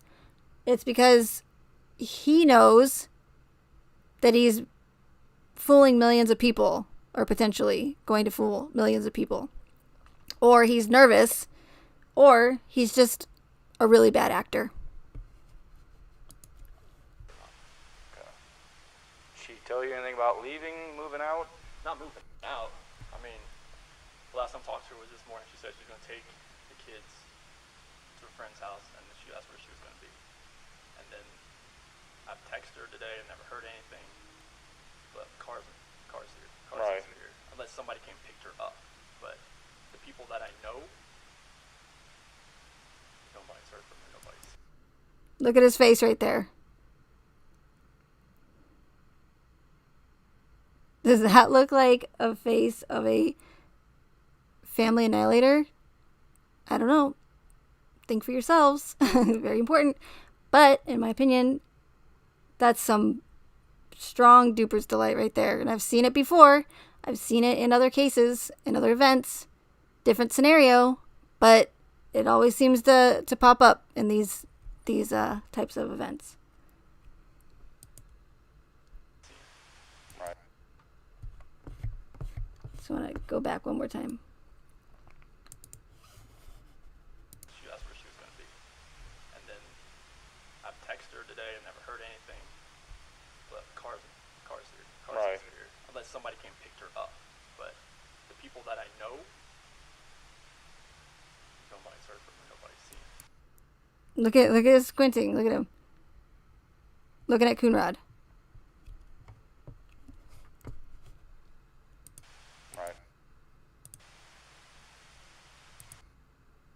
Right. So he does this, I think, a few other times, or a couple other times anyways. I think downstairs with the chicken nugget thing, throwing chicken nuggets at him. But in my opinion, I believe that this is one of the reasons why we were so lucky enough to get to watch the back of his head during his confession. I think I've watched a lot of interrogation videos, and I've only seen one time where the person who was being interrogated had the back of their head to the camera. Once. So, again, in my opinion, with this duper's delight that he obviously cannot seem to control, not because he's a narcissist like the Dr. Phil professionals say. I'm going to give my own professional evaluation here, if you want to call it that. Since he was obviously unable to control his duper's delight, again, that is why we were lucky enough to get the back of his head for his confession. You also see it, even though the video quality is horrible in the interrogation, quote unquote, interview room, more like it, when he's being interviewed, when he's being questioned. The video quality is absolutely terrible, and it shouldn't be for 2018. I've seen interrogation videos from 1970s that are not that terrible. Oh, I know, Nicole, I'm just teasing, but yeah, no, get some rest, girl. Yeah,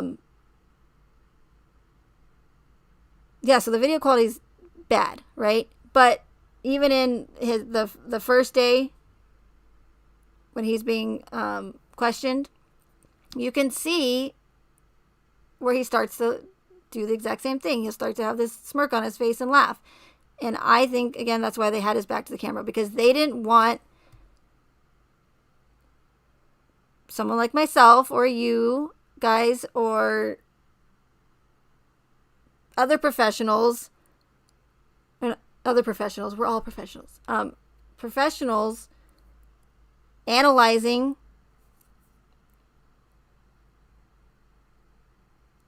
his body language. They didn't want him to do this again and smile during his interrogation, because he's supposed to be confessing to murdering his family. And the last thing they would want us to notice are inconsistencies and I mean, even some of the more psychopathic killers, they don't even smile like this, right?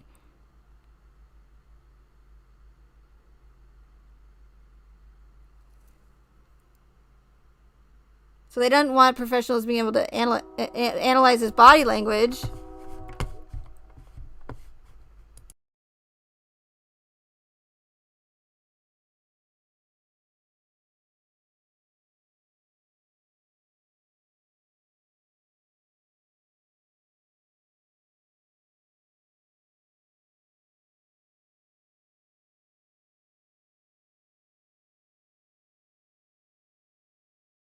Sorry about that. My window was open. Okay.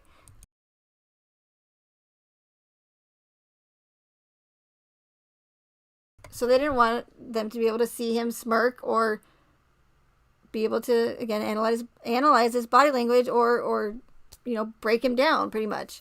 So unless law enforcement, and same thing goes for law enforcement, because you would think, wouldn't they want to be able to see Chris's face? Unless there's some other camera in there that we didn't have we didn't get access to, right? Unless there's another frontal camera, how was law enforcement even able to go and watch his interrogation, quote unquote, video and analyze his behavior? Since when do you ever see someone being questioned in a quadruple homicide case with their freaking head to the back of the camera? If anybody can tell me that, then I'll be the first one to do a live stream and say, hey, I was wrong. That does happen. It's happened more than once. It's actually happened several times, Megan. It just doesn't seem like real life to me, in my opinion.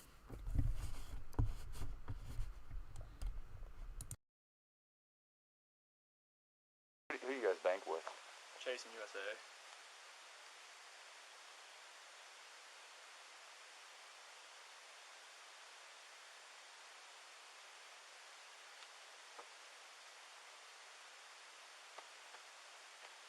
Definitely an odd one. I don't know what I should do right now. Should I drive around like the normal route that she would be? Where does she normally go to? I mean, just like drive where like she would normally take the kids to school. People that I know that live down, people that live, Kristen lives down that way. I mean, that's the only routes I know she would really take. Does she go to their house frequently, or? And not much, but. Hey. I'm still talking to the officer right now. Okay, bye. I will, definitely. Bye. Sorry about that. That was her mom. I mean, you think it's smart just drive around, see if Probably not, because, you don't know what car she's in, where she's at. I mean, obviously you're not going to see her car that's here.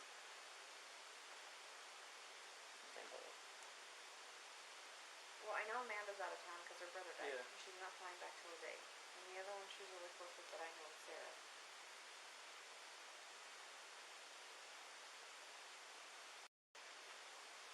What else do you think I could do?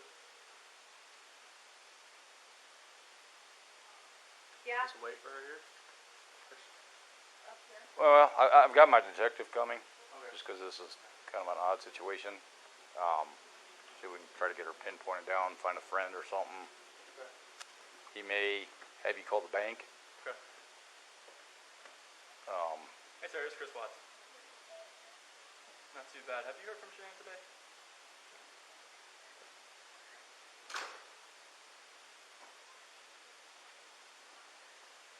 No, I have not. You're my last person to call. So I'm just. All right. I don't want to make you nervous or anything, but I'll keep you posted. No.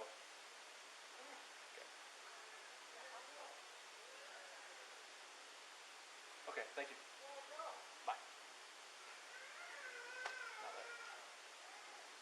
And she lives around here, She lives in Aurora. or? You okay? Yeah, I don't want to answer. Yes. She's smelly. She go potty? Need a new diaper? Yeah? Alright, good. How long you been in the oil field? Since 2015, Anarco 2015 January, Covenant year before that. After that, I worked on cars for 11 years. You liking it? I love the fact that I don't have to get car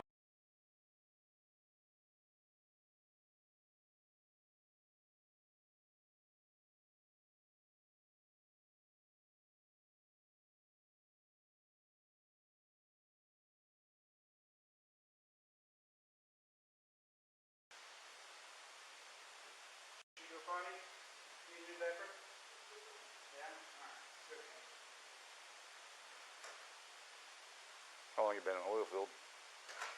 Since 2015, well, Anadarko 2015 January, Covenant year before that. After that, I worked on cars for 11 years. You liking it? I love the fact that. Sorry, I just realized I was muted. Oh my gosh. Worst streamer ever, I know. So, if you guys didn't hear me, which I don't think you did, I rewound it because I wanted you guys to hear what Chris said when Coonrod asked him, you know, how long he's worked at Anadarko, and then he goes to tell Coonrod that he worked at Covenant. Now, if you guys have been following me for a while, or even just recently, you probably heard me say several times that the majority of what they showed us in this case means something. It's with they use symbolism and numerology and throughout these events. You'll find it in every single one. Okay? So what I mean by they mean something, it even says in the discovery that Chris used to work for Covenant. Okay? So let's look up the definition real quick of Covenant.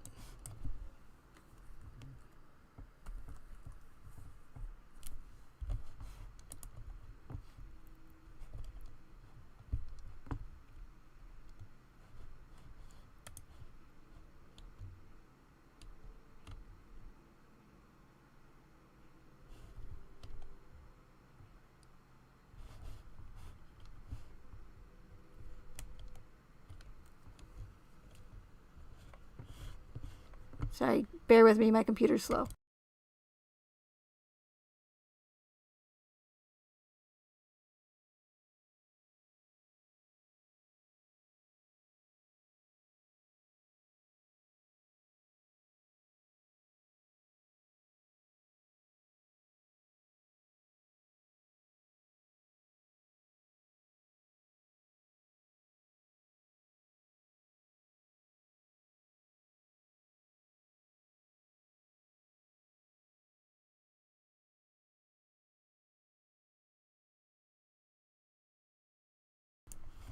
Okay, so it states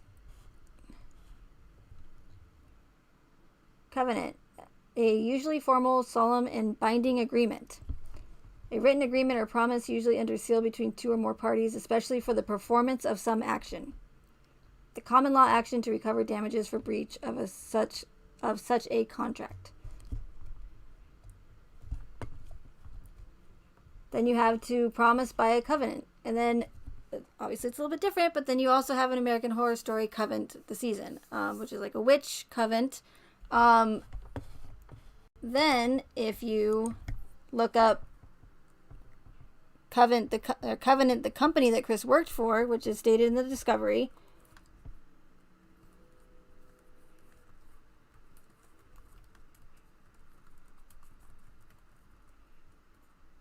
I almost put Colorado, Arizona. 2 different states, Megan.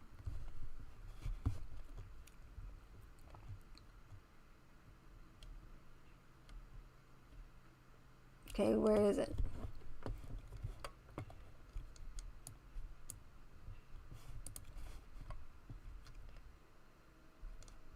COVID outbreaks.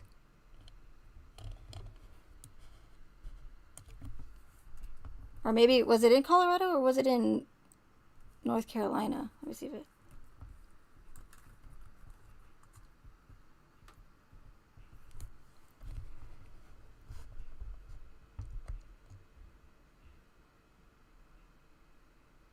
Is it Covenant Steel? Okay, well, it's one of these. Oh, here's Raleigh. Hold on, I'm gonna get it. I'm gonna find it.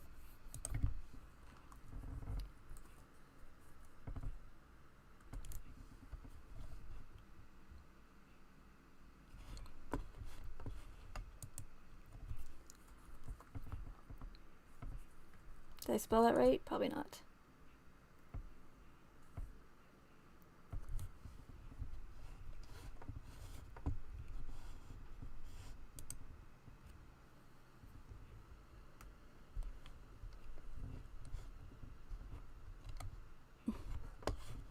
I don't know what is up with this new discovery on this on Document Cloud, but it's super annoying with this updated one or whatever it is.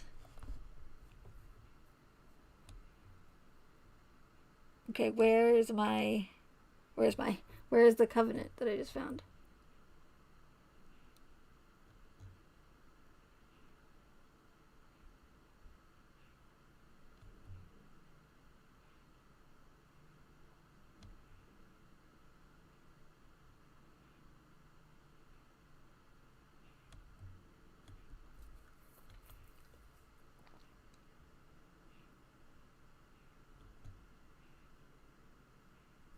Since leaving Ford, he no longer has pain in his hands. In 2014, he worked for Covenant Testing Technologies, oilfield contractor.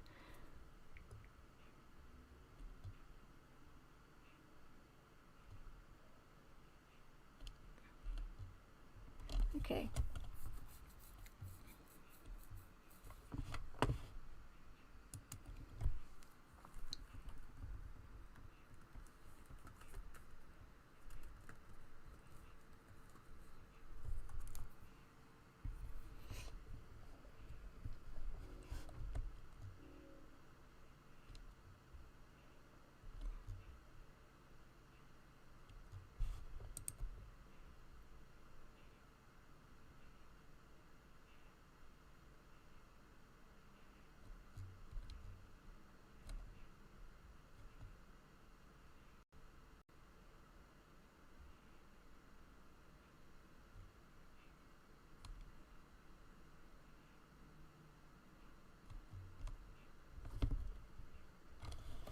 Okay, bear with me. I'm gonna find this.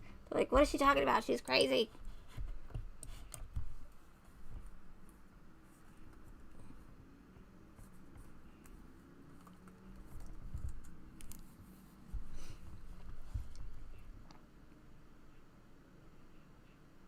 Oh, okay. I'm sorry. I got the two confused. So, you still have Covenant, right?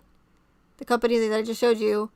And you have Coven, and you have in Covenant, and then you also have American Horror Story Coven. The season. But then here it says, hope you got the gist. Following two emails, yada yada, for Dan Ferris, interesting name, superintendent of AZCO, and also the contact information for AZCO, a pipe and fabrication company, is what I was looking for. So I got the two confused. I apologize.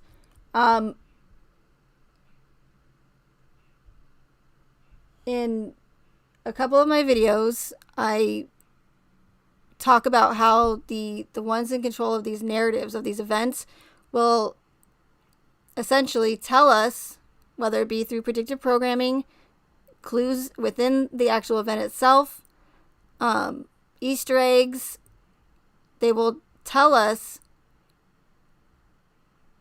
that the entire thing is a lie. And I know if you're new in my chat right now, I know that sounds crazy, and you'll have to, go back and watch some of my more recent videos or my live streams where I talk a lot about that. But it all boils down to karma. That's what the powers that be believe, that if they tell us what they're doing, again, whether it be through predictive programming or some sort of symbolism or through whatever, and we're too stupid to realize it, even though we would have no way of knowing, right? That means that they since they told us, they no longer have bad karma on their hands, which is a messed up way to think about it. But that's what they believe. So in my other videos, I point out the meaning behind the name Lee, and it has several different variations, Chinese spellings. You have L-I-L-E-E and L-I-E, and L-I-E is also the American word for lie.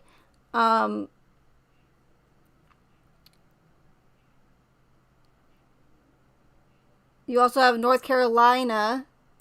Chris was wearing his North Carolina shirt, and you have that whole scene with the reporter when he's given his porch interview, when she says, so Shanann went to, where'd you get that shirt?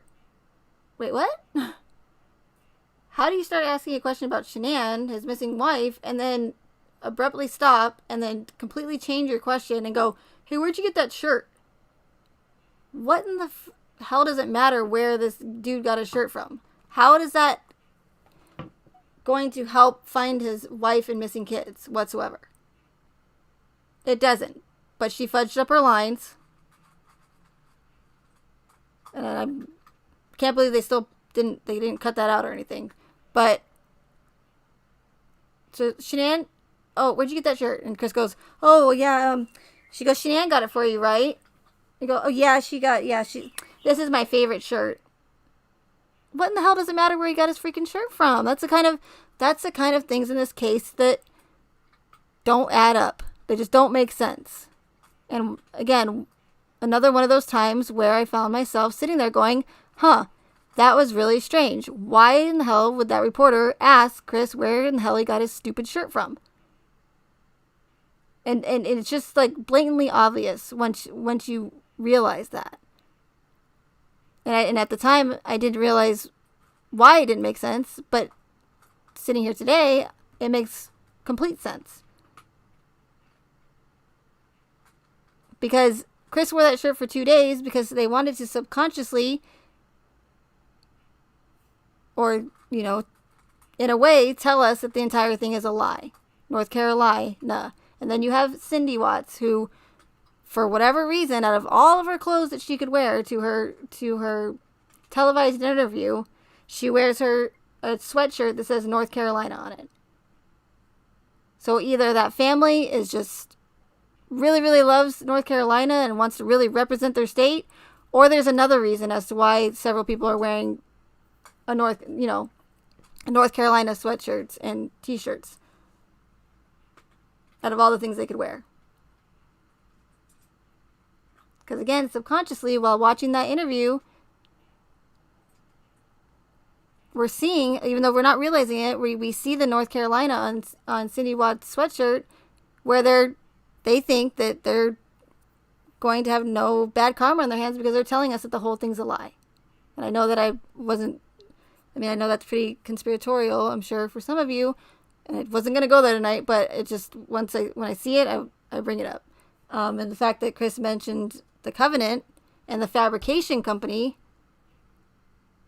there's just so many, again, things where it's like, how many times do they have to show up before they stop becoming coincidental? Okay, sorry. We're almost done.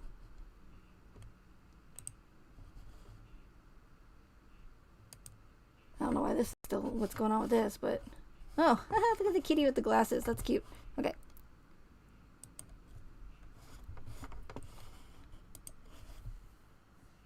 I don't have to get carpal tunnel on my wrist. That's what I left it for. I left carpet for. Right. Because it was around my body. And I don't know if any of you are familiar or if you have carpal tunnel. I didn't do any research as far as carpal tunnel goes. I do know that it's very painful, and I don't think that there might be not a cure, but I know that there's an operation you can get for carpal tunnel.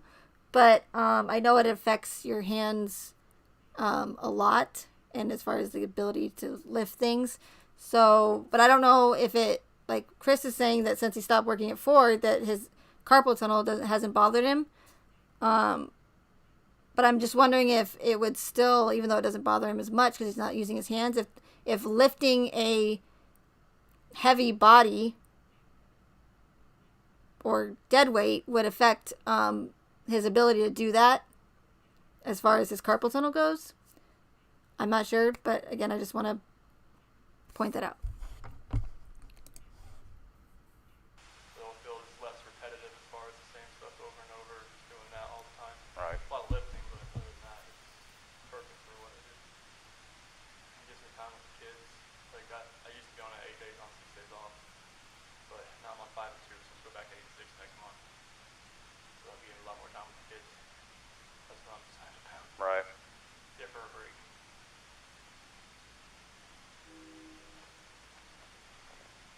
Do you have any medical conditions other than lupus? Fibromyalgia, rosacea.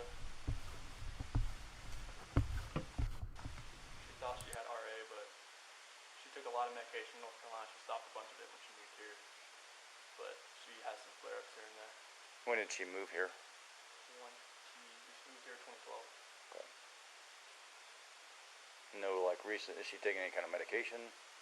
Imitrex for migraines and some Monteg class for like allergies and stuff like that. Okay. And some stuff for nausea. No, nothing's changed as far as medication wise. Not that I know of. Not that she said. Any kind of behavioral changes, anything like that recently? Going through the separation. That's the only behavior changes I've seen. Just more, a little emotional. When we talk, you know. The neighbor said it went fast. I don't know what to say with it. Okay.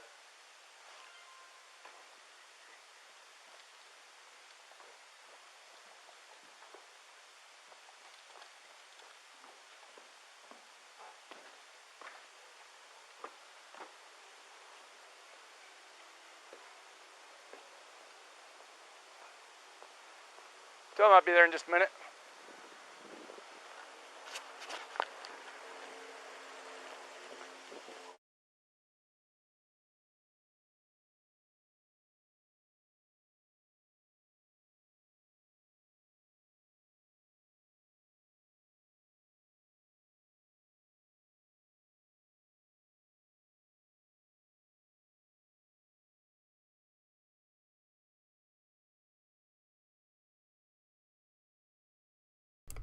Okay, so we made it.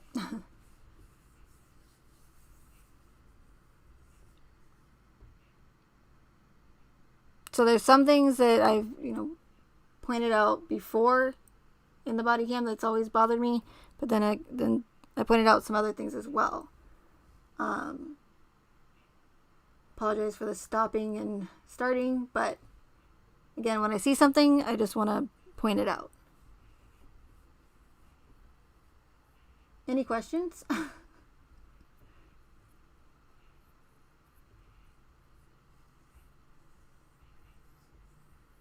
And thank you all for being here. I really appreciate it. And if there's anybody that snuck in that I didn't see, hello.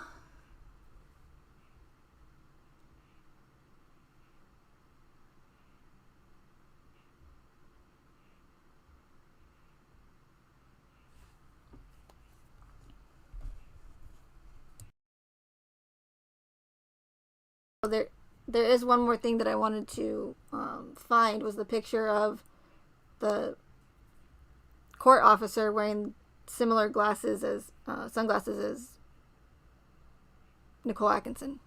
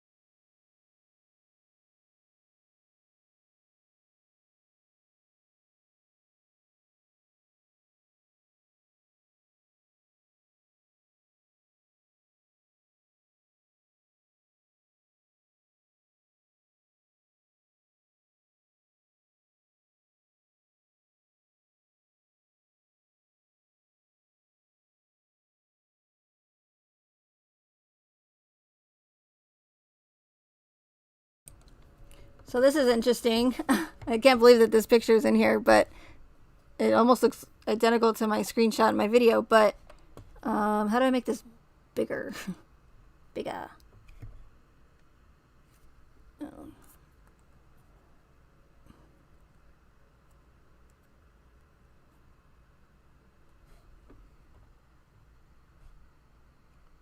I don't know if you guys can see that, but if you look here, see this court officer? This isn't the one I was referring to, but look what he's doing with his hands, and he does it for several minutes. as this whole, thing's going on. He's got triangle signs. He does another one. It's straight up occult symbolism, and he makes it so obvious. He's not just like, holding his hands. This is just, one screenshot. But if you go back and either watch the sentencing hearing or watch my video on the occult symbolism in the case, you'll see that he's doing it on purpose. It's very blatantly in our face. So anyways, I just wanted to point that out because I saw it. That was interesting. Okay.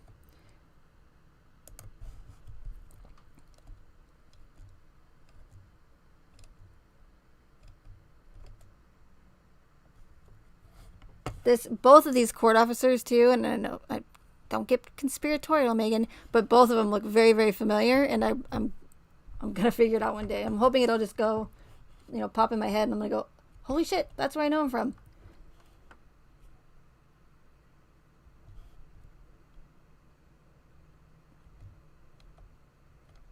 Okay, so now I'm not gonna be able to find this chick with the sunglasses, right?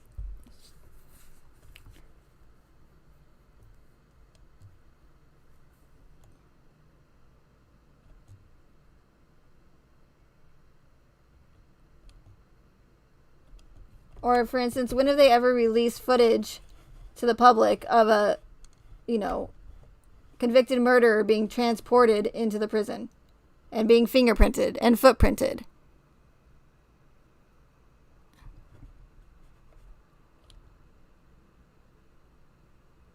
So it makes for a good show.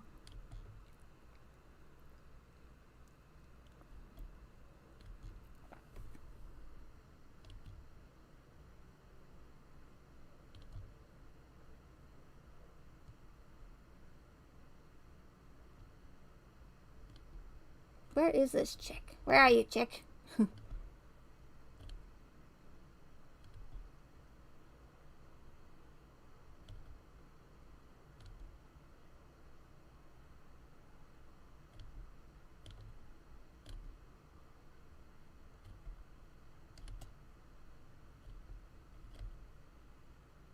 Who's that? I hate when they do that. There's like a different picture and then it says Chris Watts. It's like, okay. That's weird.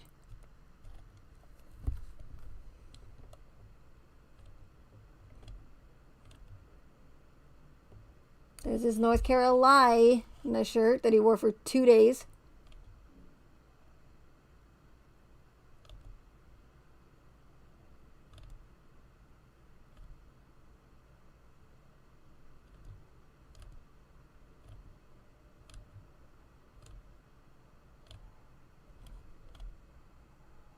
Like, oh, yeah, thanks, law enforcement. Thanks, CBI, for the back of his freaking big old dome.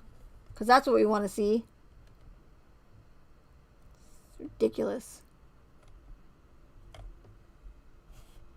Does that work? Oh boy, here I go. Down the rabbit hole.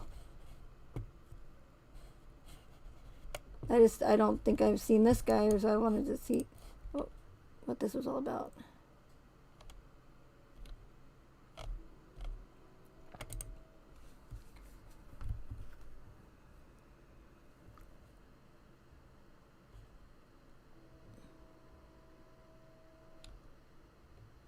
It's going to be like, sign up for a subscription to view our fake news.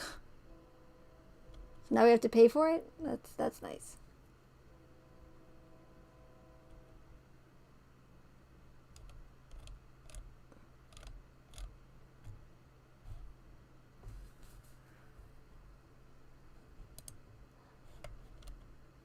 Oh my god, my computer's so slow. It's like slower than molasses.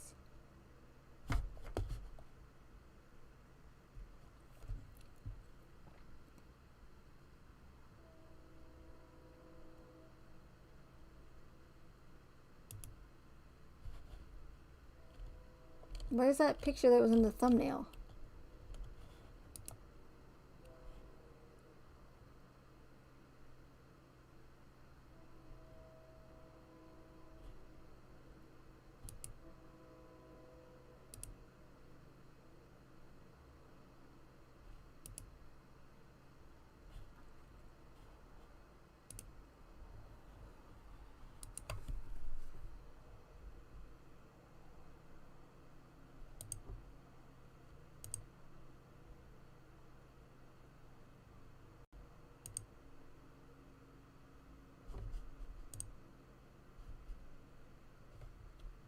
does anybody know what this is from? I don't, okay, let me just look at the thing.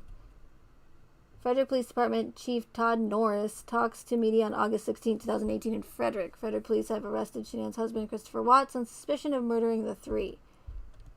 I don't remember. Oh, see what I mean?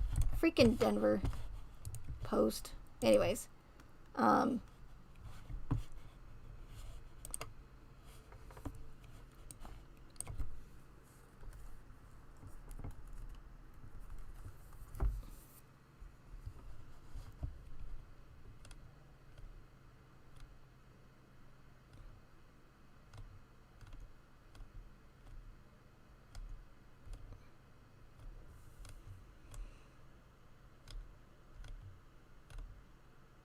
The photo of that court officer, that chick, was all over Google a year ago. But you think if I want to find it now, you think it would show up? No, of course not. Why would it? Oh, see, North Carolina sweatshirt. Boom, boom, boom.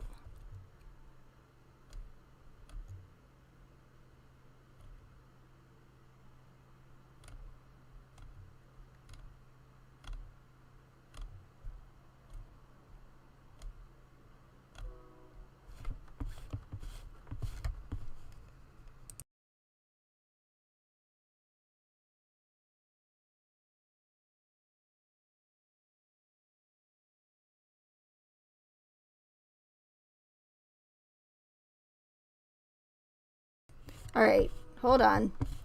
Like, hold on.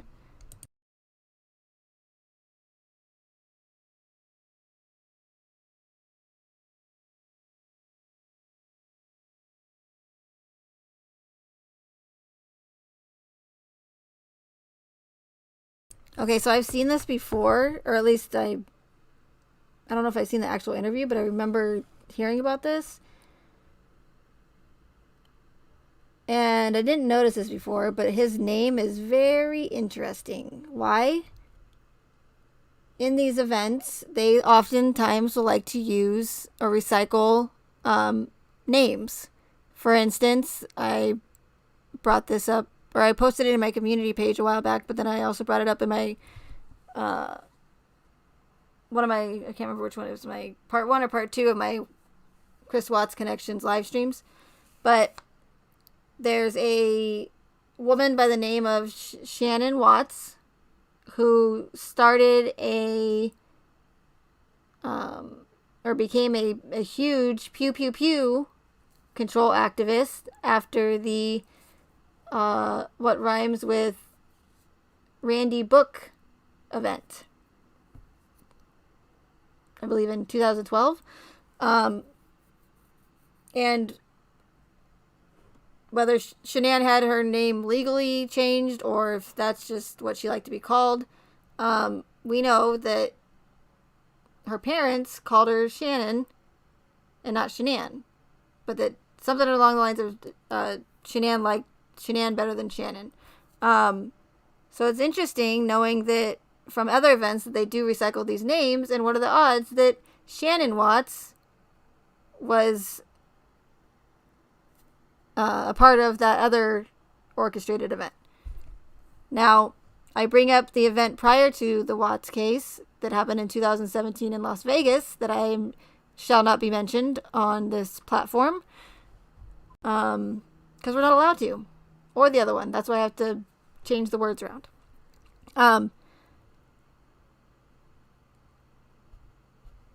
So that event in Vegas has almost all the same characteristics and red flags as this case. But of course they'll be a little bit different because they're two different events. But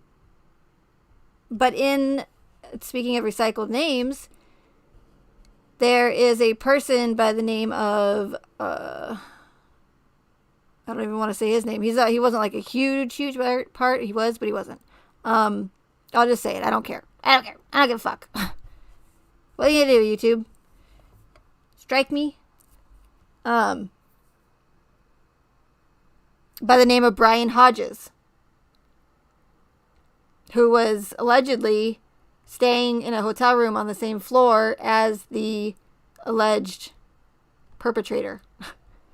Poo Poo Trader.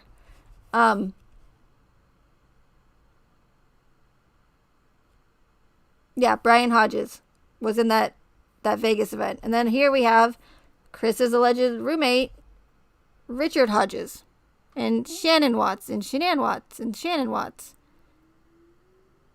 Recycle names.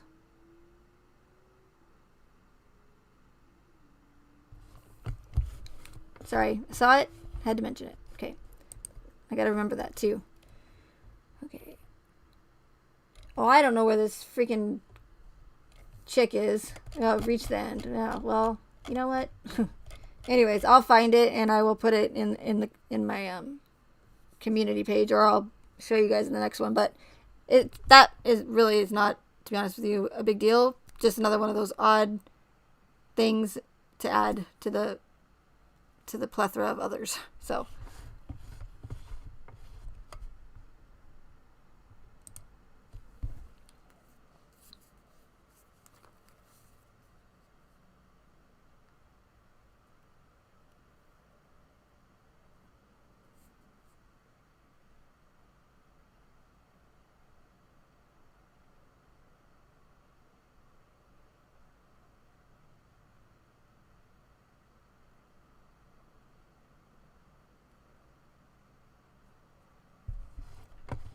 Yeah, exactly, Chica. Like Chica said, they have all these names that they use. They mean something, and names and words to these individuals, to the powers that be, the ones in control. Names and words a lot of them are sacred to them, which is why you have all the Lee names in this case. Because if you just do a simple search of, the meaning behind the name Lee, like as I mentioned earlier, you'll get the word lie. But not only that, Lee is also one of the 13 Illuminati bloodlines.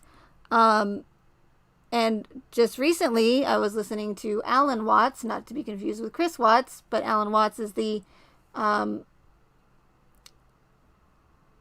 philosopher, writer, scholar, well known for his books on religion and philosophy.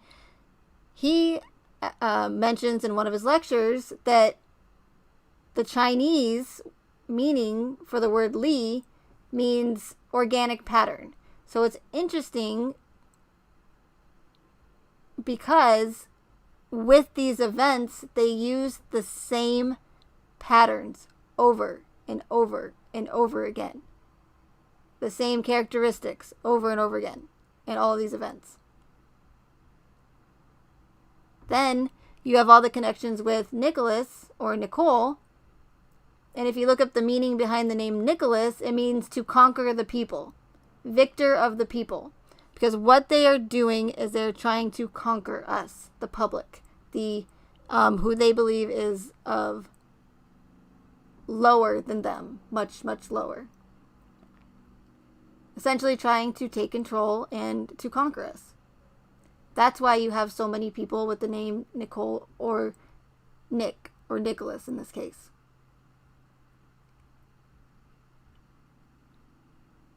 Because again, words to them and names are sacred.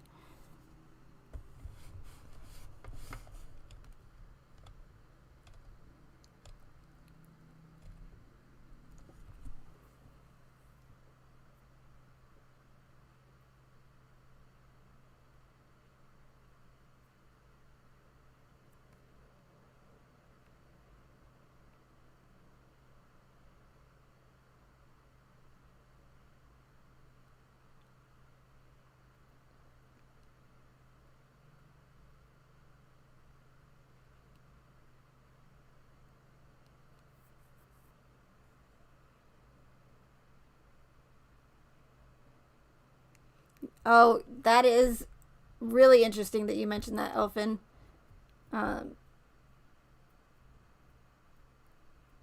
Oh, do you like Alan Watts, Elfin? I have a rabbit hole that I went down a few days ago for multiple days in a row about all that. So I would be interested to hear your take on it as well. Pretty crazy, but not surprised. There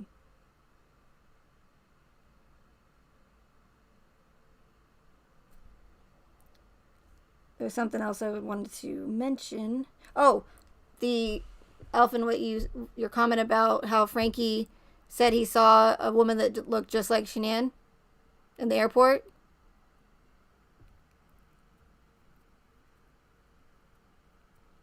You said hinting towards in case we see a woman that looks like Shanann, it's not her. Yeah, very, very possible. And not only that, but also when Frankie tells the story of it, what does it do? It pulls at heartstrings. It gets people emotional.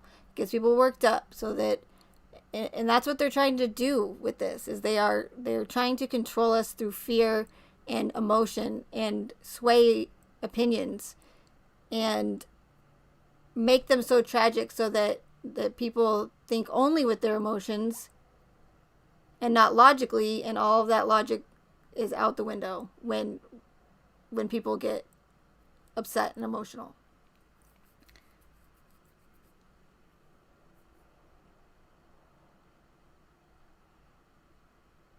Hey, Sheep Loves Lambs. I saw you in here a while ago, and I didn't get a chance to say hello. So hello.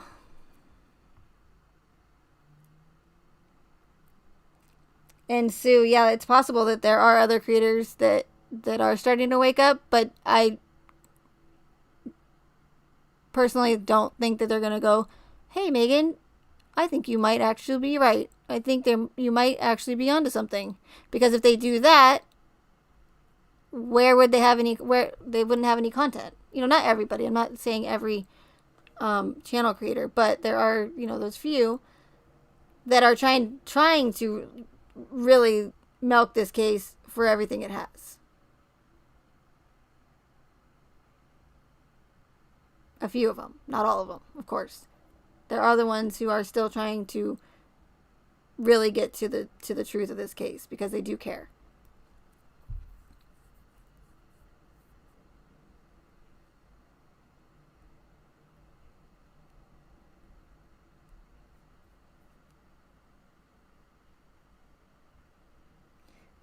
Crystal clear. Megan, in the discovery, one of the addresses for the building was 333. Yeah, that's the address to the Frederick. Or wait, it's either Frederick Police Department or the CBI, but I think it's Frederick, and it's 333 5th Street or something. Yeah, interesting, isn't it? The emblem or the logo for CBI, Colorado Bureau of Investigation, it has an all-seeing eye with the pyramid, Masonic pyramid, in its logo. That, if you live in Colorado, that sucks, because Colorado is so beautiful, so it's sad to know what it's starting or has become, but man, that state it's bad. There's so much corruption and there's so much occult like things going on there. They put all that occult symbolism in the airport. Because they're essentially mocking.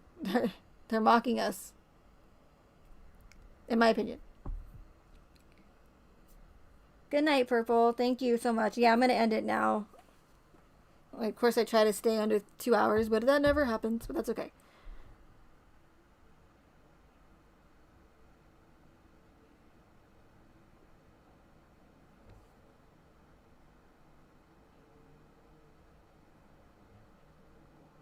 Yeah, I know what you're talking about, Monica, as far as the leaving the food name out of it.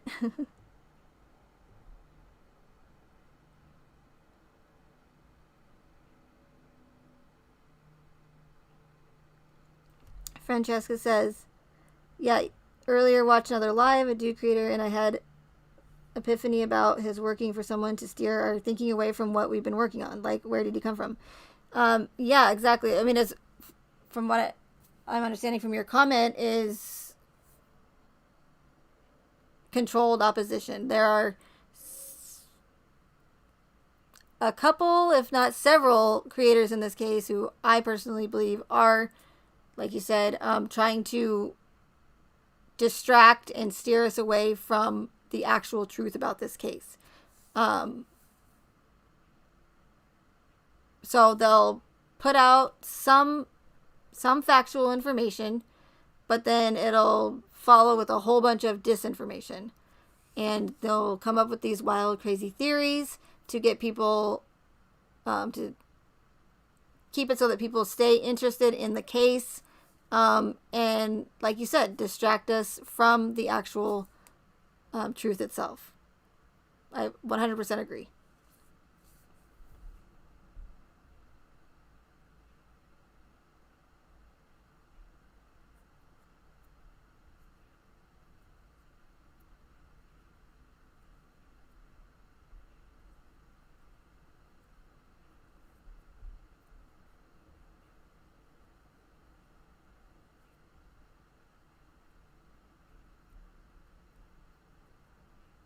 Yeah, he does throw a hand. I'm scrolling up in the chat, but he does throw a hand gestures, Elfin. You're right.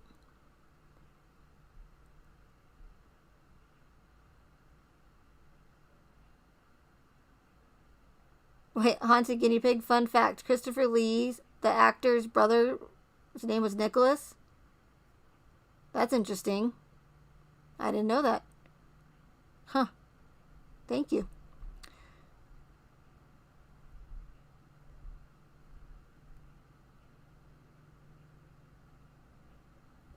So let me show you one more thing really quick and then I'll end this. So I know it's late or early for you guys, so.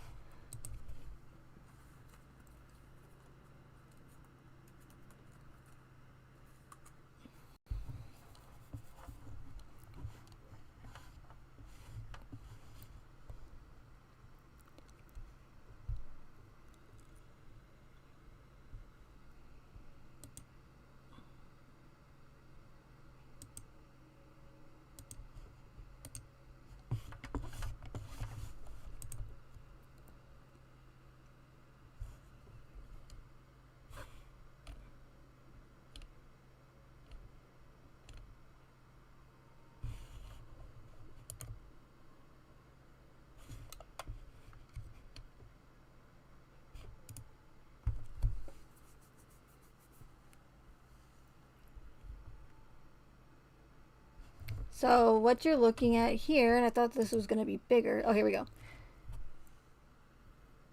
Baphomet, very, very, very occultic. Can be found everywhere in occult text. If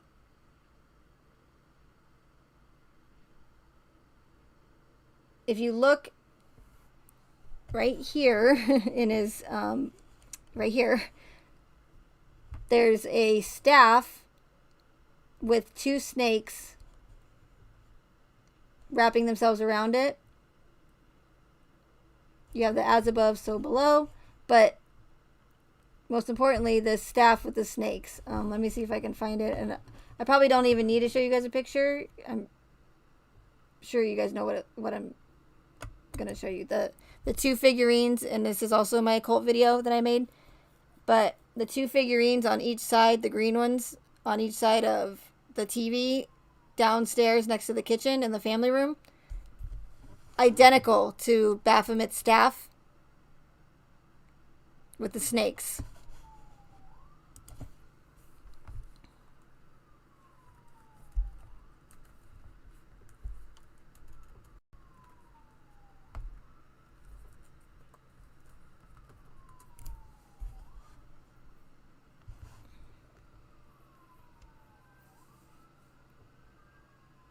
Probably should have just pulled up my video.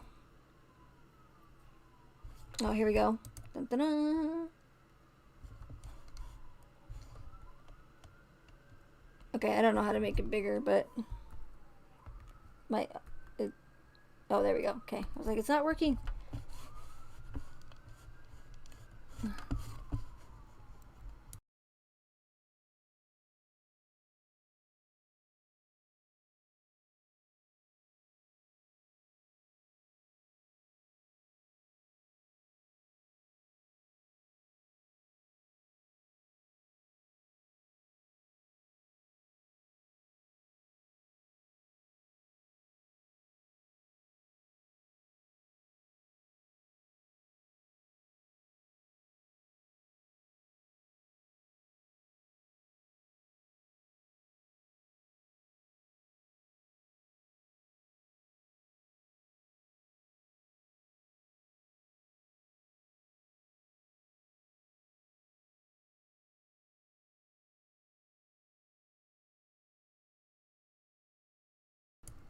Okay, so I don't know why when I zoomed in the page, the picture actually got smaller, but the rest of the page got larger. Are you guys able? You guys are probably not able to see that.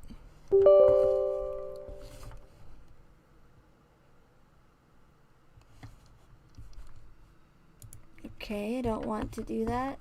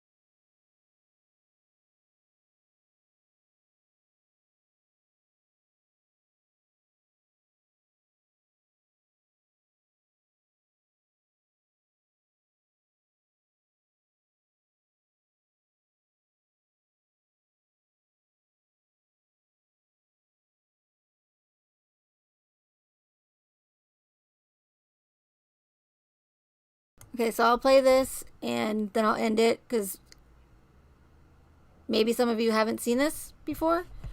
And There are it many doesn't hurt to watch it Freemasons who again. are honest, hardworking Wait, men wait. raising families who joined a lodge.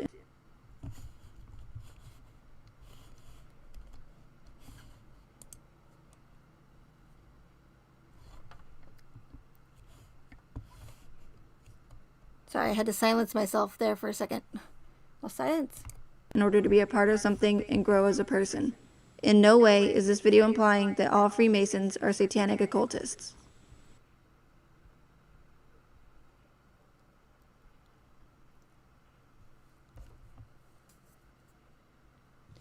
Baphomet, also known as the Goat of Mendes, is a symbol that has played a mysterious and misunderstood role and is often associated with Satanism.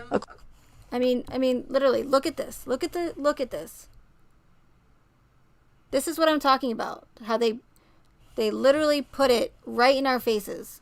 The mockery and their occult symbolism. And I'm not just saying, because I'll get those few individuals that'll say, oh, just because one figurine just happens to look like the Baphomet occultic goat dude, right? His staff, that doesn't mean that it's the case is orchestrated, Megan, or that there's anything occultic going on. But this is just one example out of many in this case. So again, how many does it take to stop becoming coincidental and for people to realize that it's there on purpose?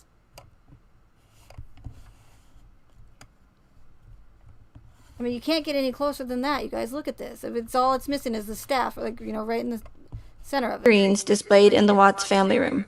It resembles the two serpents that are wrapped around a staff and is said to symbolize eternal life.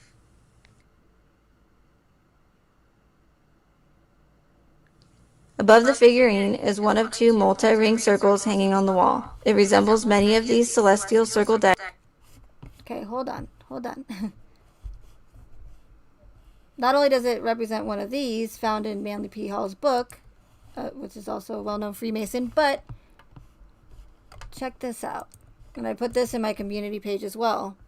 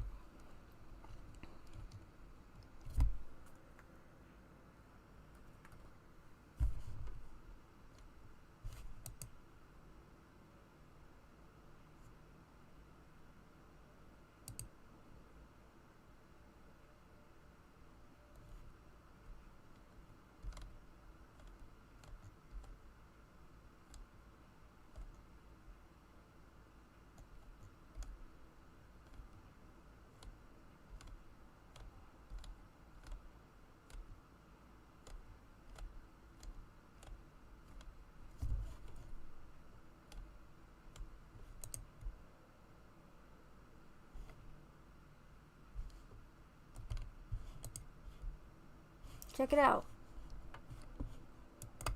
Wait.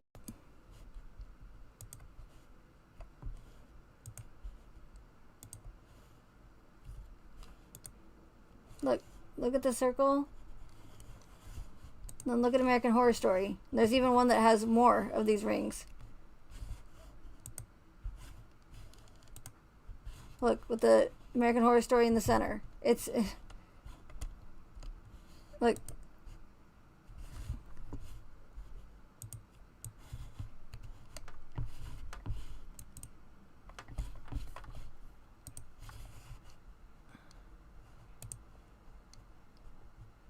Let's see if I can get a side-by-side here.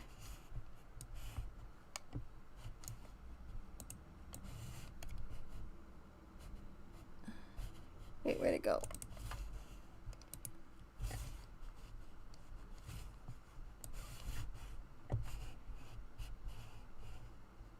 I don't know if you guys can see, but it's on the wrong side. There we go.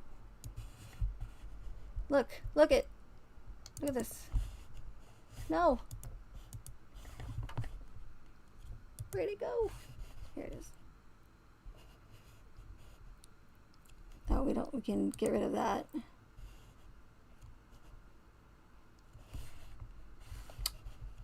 Stupid thing.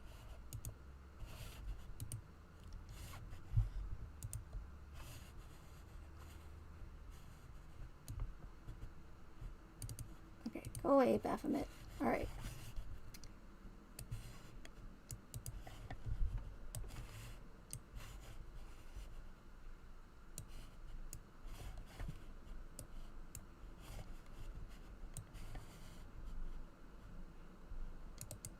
Look at the circles. Center, and then it's. I mean, I can make this up if I tried. It can't get any more similar than that, and that's just two of the many connections in this case.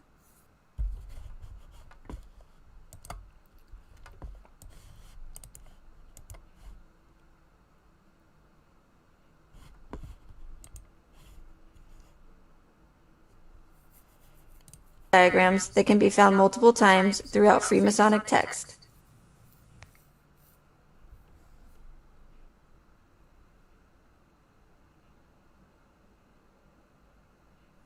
Sunflowers are known to be sacred in Freemasonry. Because of its plainly perceptible affinity for the sun, it was given high rank among sacred plants.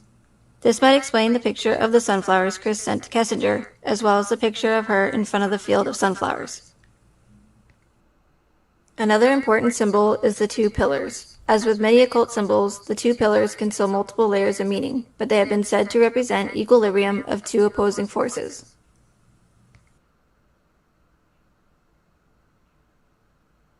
The pillars in the archways of the Watts House and the side-by-side oil tanks at Survey 319 might possibly represent these sacred pillars, just as the Twin Towers did on 9/11. The phoenix bird is one of the oldest occult symbols. It is highly worshipped and is known to represent the sun, rebirth, resurrection, and immortality. Shanann flew into Phoenix, Arizona, and attended the Thrive Convention in Scottsdale, Arizona. Both cities are located on the 33-degree parallel. Not only that, but Survey 319 also has 666 in its coordinates, and the stock price for Anadarko on August 13th was 66.6. Can't make it up. Right in our faces, you guys. They literally put it in plain sight.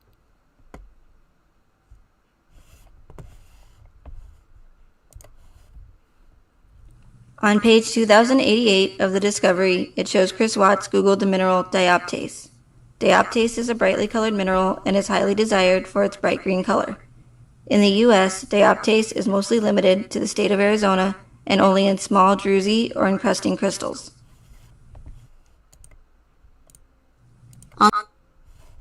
So, what are the odds that Arizona is one of the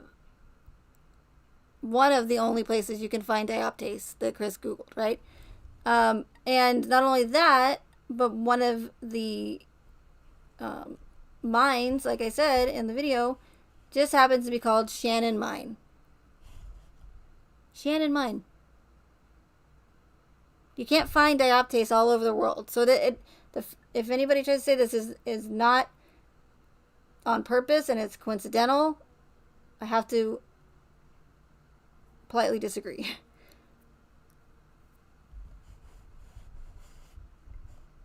Oh, and then also that, not only that, but I don't know if it's in this video or not. Maybe I'll just play it and then I'll bring it up at the end because I don't want to say it and then it's On the left is a dioptase specimen found at the Ray Mine in Pinal County, Arizona. The one on the right was found at Shannon Mine in Greenlee, Arizona. What? Oh, wait, what do we have here? I forgot about this. Okay, go away. It's not going away. Why is it going away? Anyways, it says Greenlee, L-E-E. I can't believe I forgot about that one. Greenlee, Arizona. And then you have Greeley, Colorado. Sure is a lot of Lees in this case, I'll tell you what.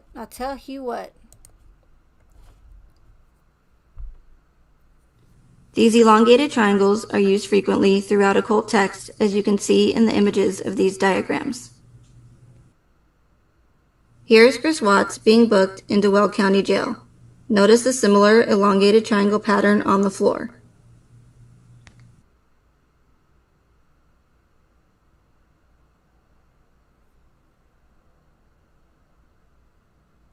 The murders occurred on August 13th, 2018. Chris's age at the time was 33. Shanann arrived home from Arizona at 1:48 a.m. and adds up to 13. Chris backs his truck into the driveway at 5:17 a.m. and adds up to 13. Survey 319 adds up to 13. Betty leaves for the gym every morning at 5:15 a.m. and adds up to 11.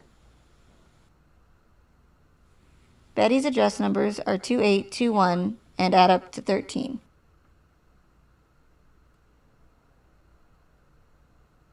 Shanann's age at the time was 34 and adds up to 7. Chris and Kessinger held a 111-minute phone call the night before the murders, and it adds up to 3.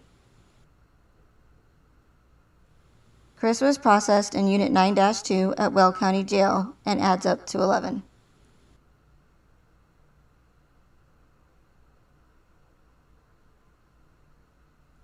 Chris told Officer Coonrod he got a notification that the basement door was left open at 5:26 a.m., and it adds up to 13.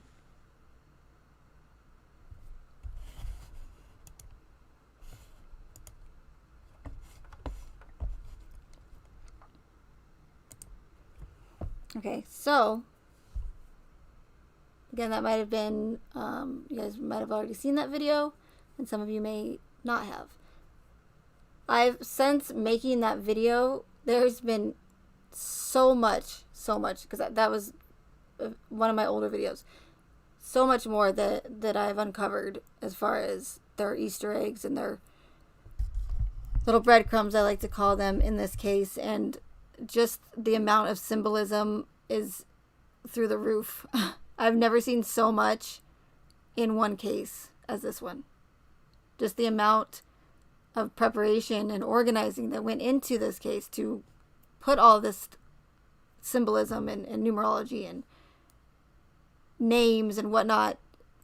And not only that, but to combine that with all of the American Horror Story connections, it's just, I don't know how much more that I can show.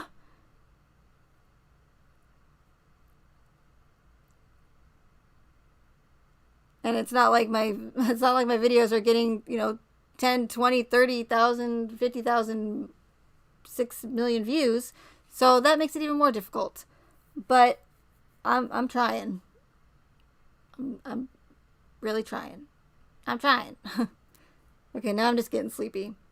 So I'm going to go ahead and end this. And I really appreciate you all being here so much. Thank you to my moderators.